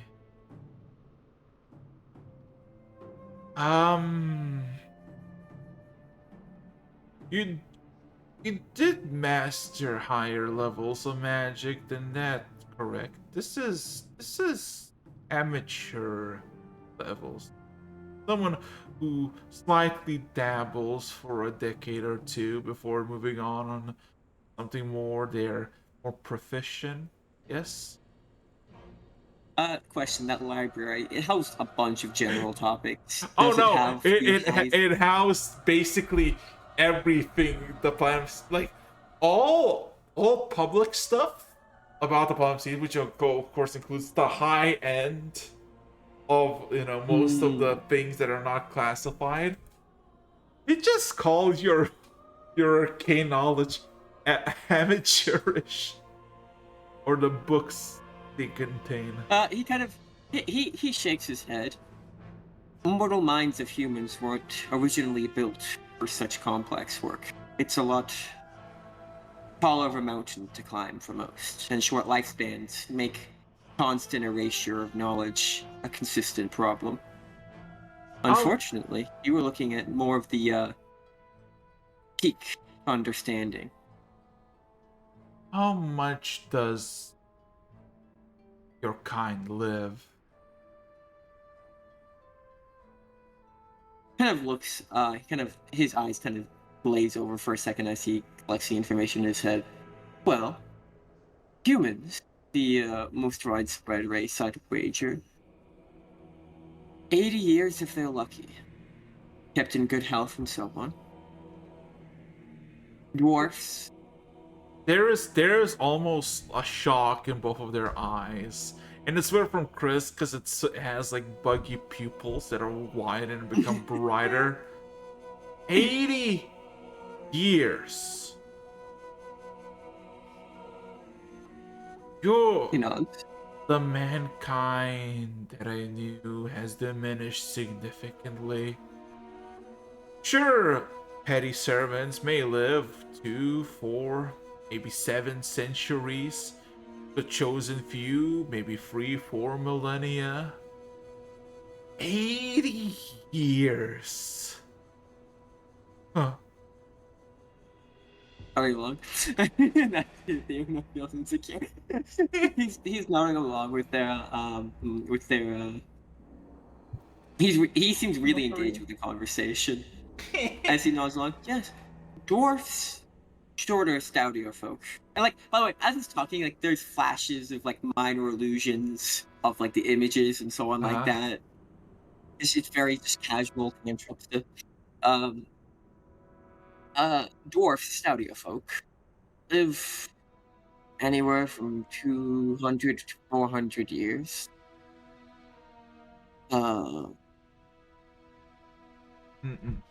elves, I'd say, are the longest living mortal race, spanning about 10 times the length of a typical human to 800 years if you're healthy, though some have gone beyond. Mankind has diminished. And it immediately snaps its fingers and brings out what seems to be just pieces of books basically wrapped together. And it kind of goes to you as it says your world in its entirety is about 70 million in span. All races, I guess, included. Why 70? What has happened? Was there a cataclysm? Something apocalyptic happened? He thinks for a moment. You would know that like nothing apocalyptic happened, and 70 million is like a lot of fucking people. Like it's the entire world populace, but not exact, but basically from all administrative data, there was like a approximate like thing. You know, that's a lot of fucking people. He thinks to himself for a moment. This is typically considered the highest amount in recorded history, but the trouble there is in recorded history. If a truly an apocalyptic event had occurred, the records of it have been destroyed. Orno kind of looks down a bit sad listening to this. Chris, seemingly eager to continue this conversation, says, back at its prime, 42 billion men roamed the world, each in consecutive. Each of us could command up to 1 billion, maybe 2 at our any leisure.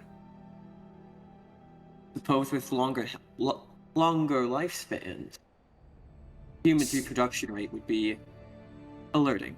I suppose. Thinks for a bit. I suppose it makes sense. Magic, sorcery was not an issue, so was the food and housing and all other commodities. sickness, plagues, and all manner of things were trivial. Understanding of both common, arcanic, divinic, druidic, archaic, and common magics have been learned. It seems to think for a bit to itself, seemingly ponder.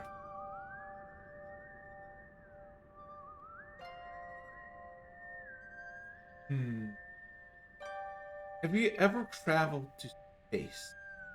Have you ever searched through the stars for a new hope? He thinks for a moment. Not on a societal level, though there are some less conventional practitioners. I would be surprised if no one's thought of it, but certainly not me, and certainly not any hugely recognized figures. Did yours? My father was.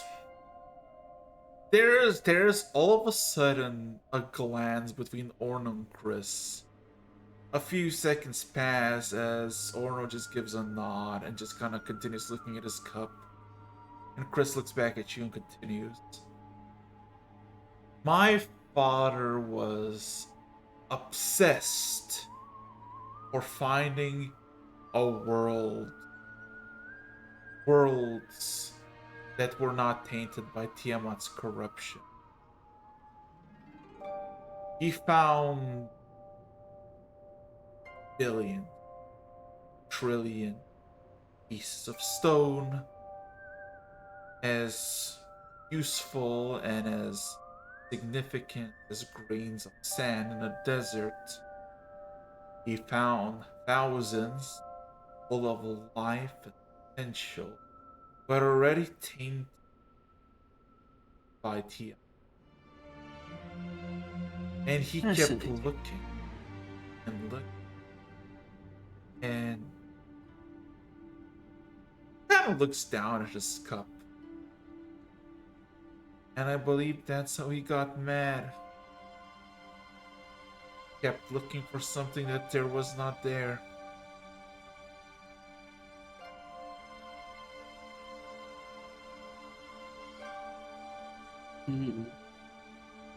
He thinks for a moment.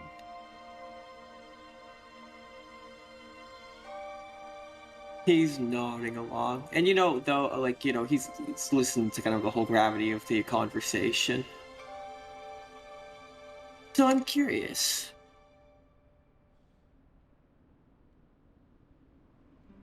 Most mortals tend to have about... I speak for the Platinum Seeks here. I can't speak to other societies. Have about 9 stages in their educational abilities. Each coming with a new degree and new selection of capable magics.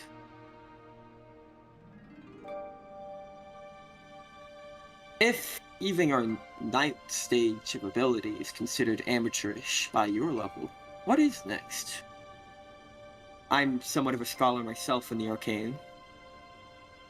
It extends its hand.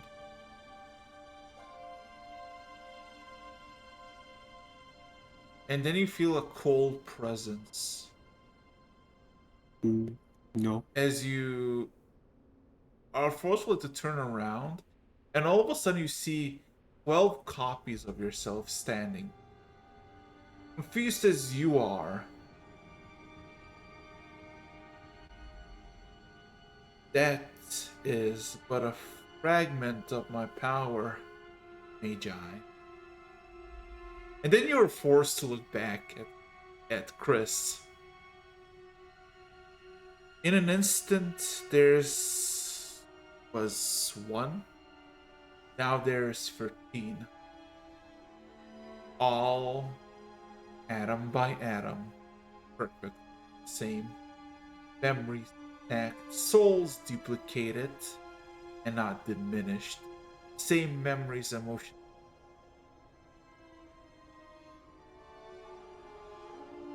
and it snaps its fingers. And all of a sudden you have the sensation to look around again. If you instinctually look back, all of a sudden, behind you, nothing.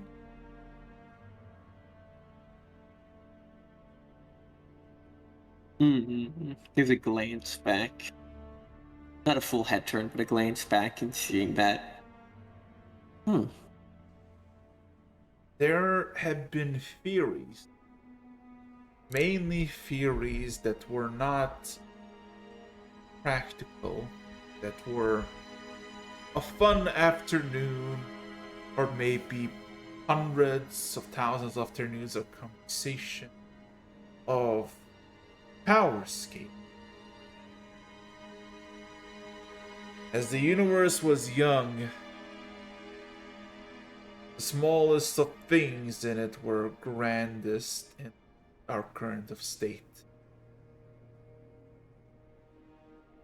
As universe began, power was everywhere. It was finite, where everything is finite. But for ants, smaller creatures, it could seem endless, unending. Time went on, the universe expanded, everything split and divided, split and divided. Power diminished. Few millennia ago, in my prime, creating life, creating things that were not there, with but a thought and a flick of my wrist, was common practice that anybody worth their salt could do. Now, from your perspective now, it would be considered impossible. Magic to the Magi. I assume as time will go on, it will split and divide even more, and soon after, maybe your aunts or descendants will look upon you several generations down and think you as demigod, as you did wondrous things with your flick of the wrists, and they cannot do but a fraction of that. I have a feeling that will be happening sooner than you suspect. Kind of leans back for a second. So, a dilution of magic intensity in correspondence with shorter lifespans and a detriment to overall knowledge. Do you think there's any other factors to it? That seems like the most plausible triad. I would need to go topside, explore the world, and figure out for myself, albeit I am a bit preoccupied. Not to mention, something is a brewing, as my brother stated. Also, is the cup empty now? Which one? The one in front of me, the one I drank from. Yes, and if you put it down, the kettle would go to your fill it up. Theo, do you have anything to say if you want? Or is Theo just listening to the lore? Honestly, I think he would just try to be as quiet as possible, not raising his voice, but very, very intently listening to what they have to say. Quiet sweating. It's like, he takes another, sip of it, and, maybe a crumpet with it as well, or whatever he's brought. A tart. Mind you, there's no second violent reaction with it. Good. That'd be very unpleasant to happen every time I try to. Leo is still unconscious, by the way, or conscious, but yeah. Honestly, though, this conversation would freak out Leo, so maybe it's best you sleep through it. It's just drunk. He's just drunk, man. Yeah, he just had a sippy. He just said a sippy. He'll be fine. I'll resurrect him if he dies.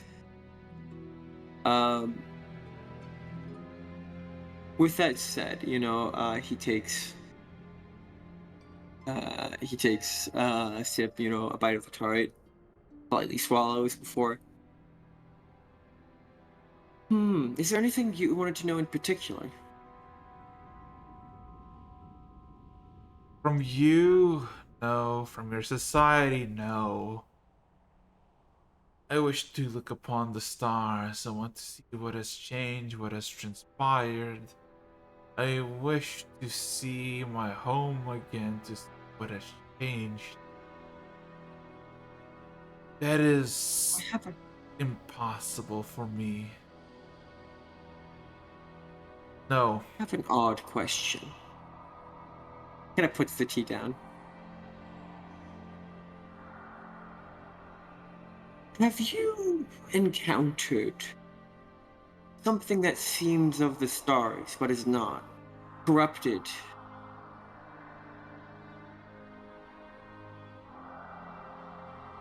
And there is a minor illusion of just this corrupted and terrible ooze back at the horror of Skyfall. Hey, I know it too well. I did tell you of my kin. Those who were mad, corrupted. They're spawns of that thing. They're deeper. Not too deep, but deeper. They live. They breed. They worship. But they're content.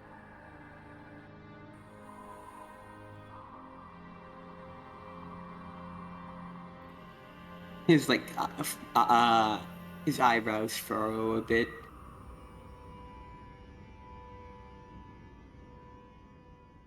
Kind of thinks for a moment. Do you know the origin of this corruption?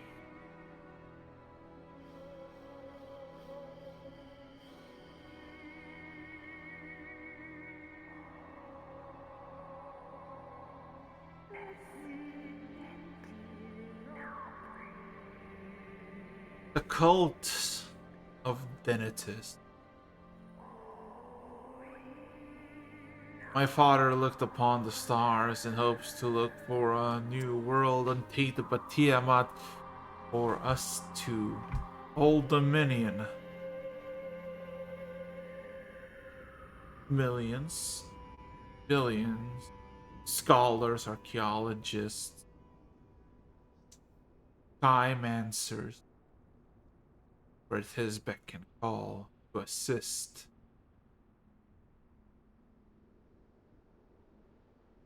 Most did their job prominently, but some small sect, led by Magister Denitus, they glared into something, peered into something. They were sealed.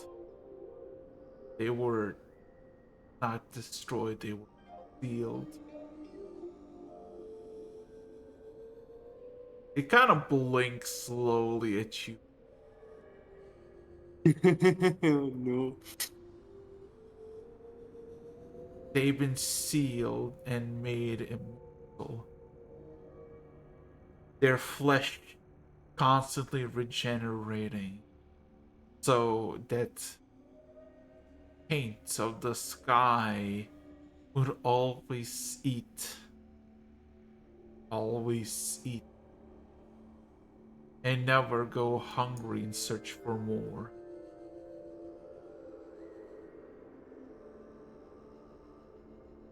He nods carefully. I think some of them got out.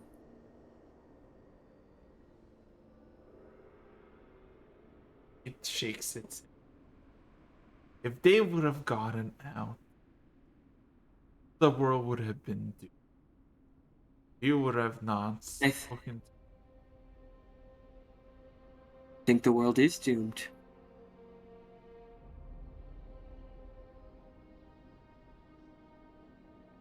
He takes another sip of the tea. It looks at you.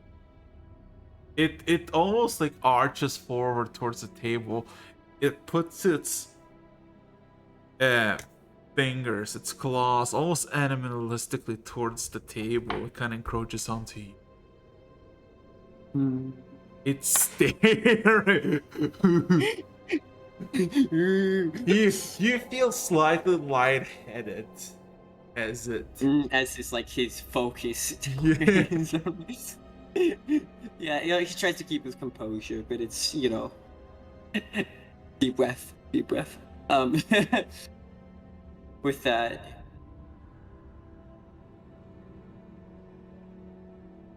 there's a moment like he's picking out the words, but like with clear insight, as his eyes glance over to the others at the table, it's clear that he hasn't mentioned this to the rest of them yet. And it's clear for him to see that he's concerned about saying it in front of them. But as he thinks for a moment, then he realizes something very obvious, and telepathically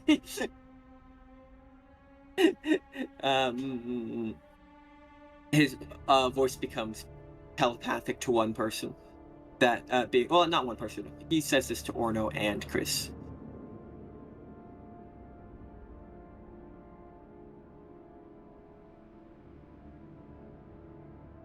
Amongst all of our magic practitioners, one...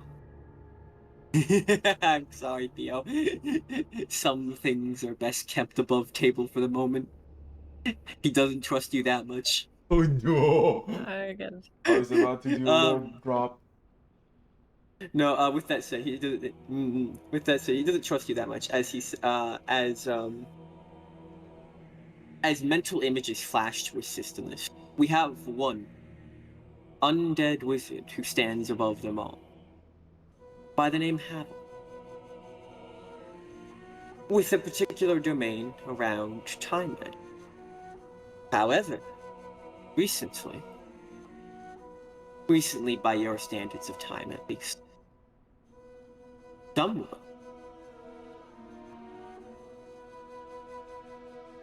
snuck past his watch through time and space and sacrificed a kind of thinks for a moment, because he's working through theories. You can see that some of these memories aren't for certain, but it seems like the only logical answer to him. And it seems like something took out and corrupted an ancient golden dragon, not fully developed, close, that used to watch our world, and dragged it back in time in a prison far up north, one that we did not create. Its corruption grew and festered in the dragon, this starry black corruption. And if I am to believe its timeline, this is also when a catastrophic event known, well, as the Scar now, had struck the Earth.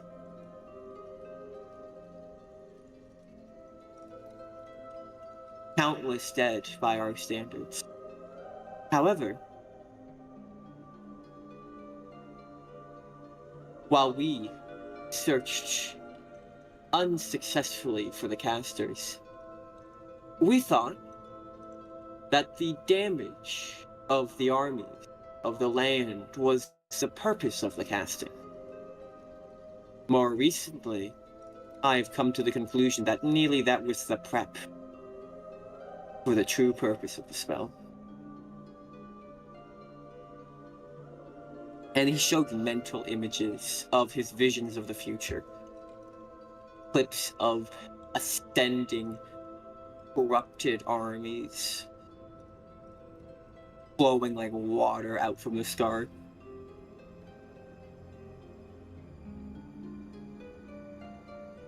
For the first time, instead of normal voices from Chris, you can hear rapid fucking clicking. As if he is not speaking. He's the best you could describe is either he's infuriated or he's literally foaming out of rage. Cole trying to remain calm. Yeah, but by the way, Theo, just because you're sensitive to godhood now, you can pick up on smaller things that normal humans can't. The ever slightest shake of the hands as he sips a piece of it. He's saying something in telepathic communication you can't hear that disturbs even him. Mm-hmm.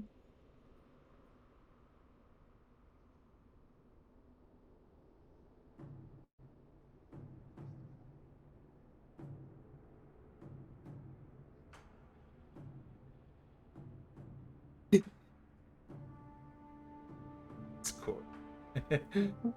Truly.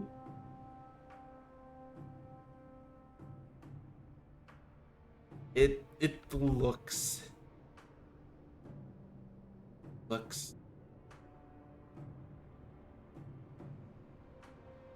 and then Chris looks at Orno. I need to get topside.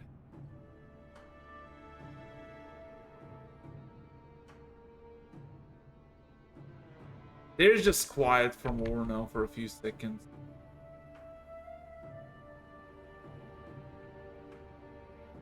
You need to do a lot more than that, brother.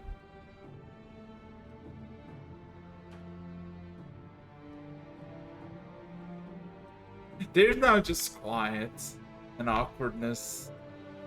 And I think we are gonna leave that to that. And then we're gonna return to Dagger for the final thing. Yes, I'm here. I'm here. Yes, I know. I have just been traumatized, but I'm here. Hey, second. I am gonna. So how's it hanging? Give me a second. Hold up. Gonna Okay. quickly make a.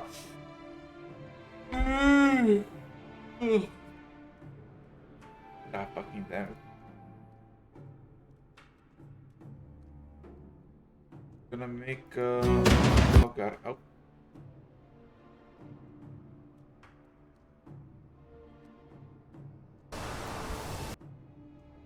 So.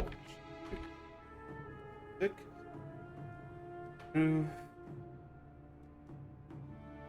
God damn it, where's the music box? There you go. So, it's been several hours, Dagger. Oh, actually 6. So. But hey! So, your old chemical, I guess experimentation, or I guess recipe following, as you decide to cut corners, because that's very smart, left you with a bit of a conundrum. What you have after this is 2 vials. And the vial is literally not even big enough to fit your pinky in. At the beginning, you pour basically this crystal clear liquid. About 7 drops in each vial. But literally, a moment after you did and you corked the thing and you have 2 potions, one of them turned dark. A completely dark liquid. The recipe doesn't state how it looks, it just is told how it is made. So Dagger, you have 2 vials now. One of dark liquid and one of white liquid. Not like See-through liquid. Yes, white liquid. See-through, okay. So,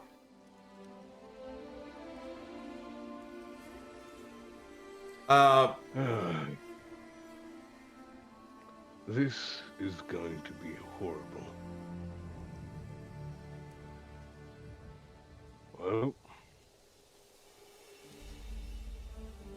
do I know if I have enough to put, like, the test with 1 drop on something?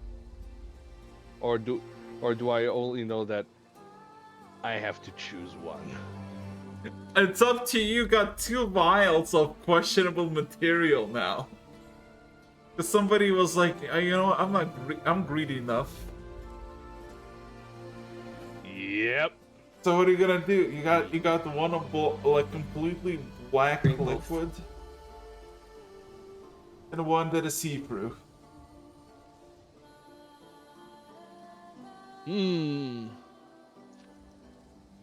Let's see if do I have a coin anywhere? Ah. He's willing to gamble his life just like that. I mean, obviously the black one's evil, but chemical concoction. I rolled a 1 and a D2, so that's heads for me. Okay. Well,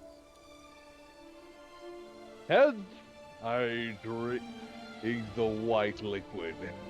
Tails, the black one. Anybody? Hey, decide, I guess. Yep. Let's fucking go. It landed on white liquid. Oh, clear liquid's head, right? Okay, you know. Yes, you said clear liquid is heads. I'm going outside first. Uh-huh. And be like, well, let's hope for the best. Are you gonna make a pose or anything? A pose? Yeah. Oh.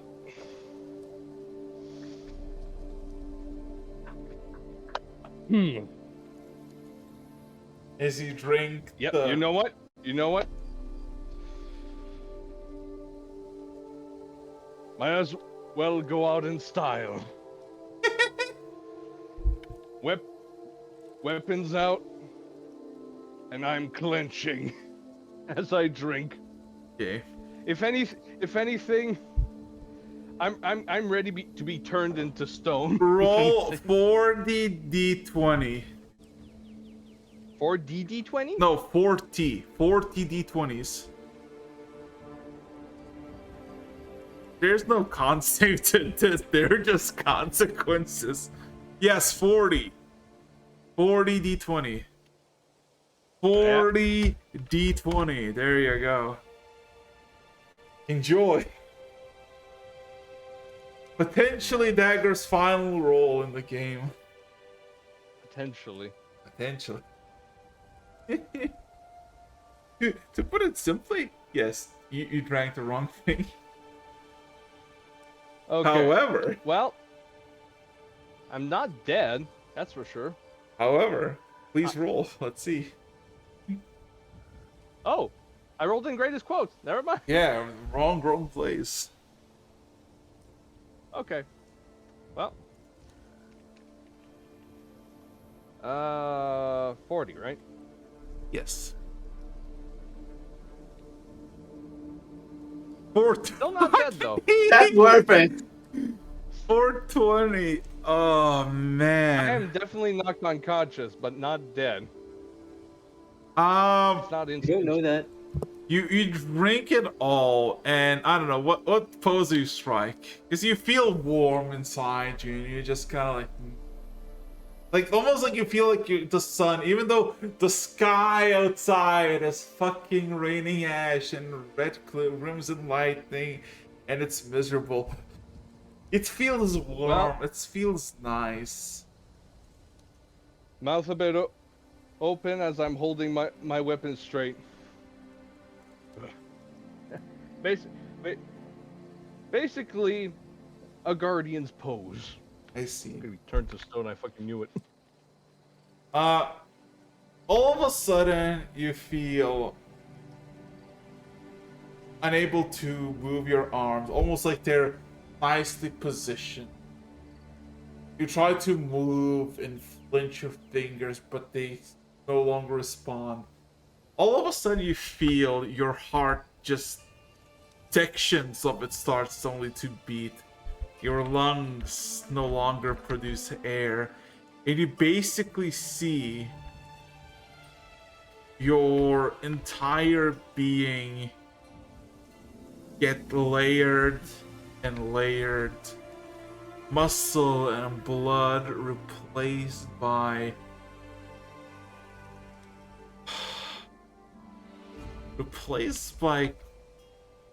yellowish quartz and diamond.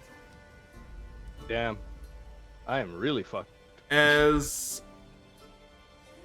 Derdis, your final moments is literally being in a standstill at bliss as you turn yourself into a diamond statue.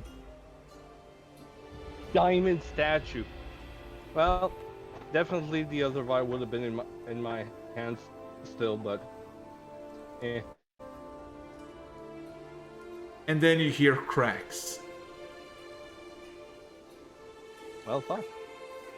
And it cracks, and it cracks, and all of a sudden you plummet faceborne onto the ground. All of a sudden, you regain your motion.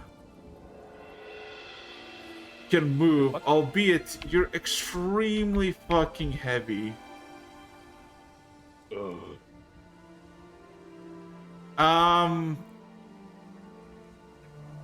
Congratulations, Dagger. You are now made of diamond. Wrong. Wow. Oh, okay.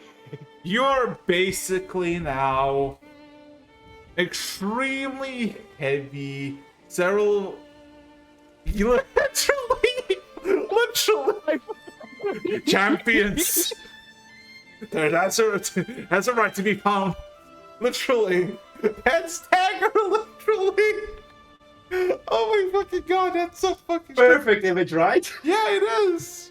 And that's it. Congratulations, Dagger. You're now diamond. You turned into a golem. Congratulations. You're gonna be annoying quiz giver. Let's go.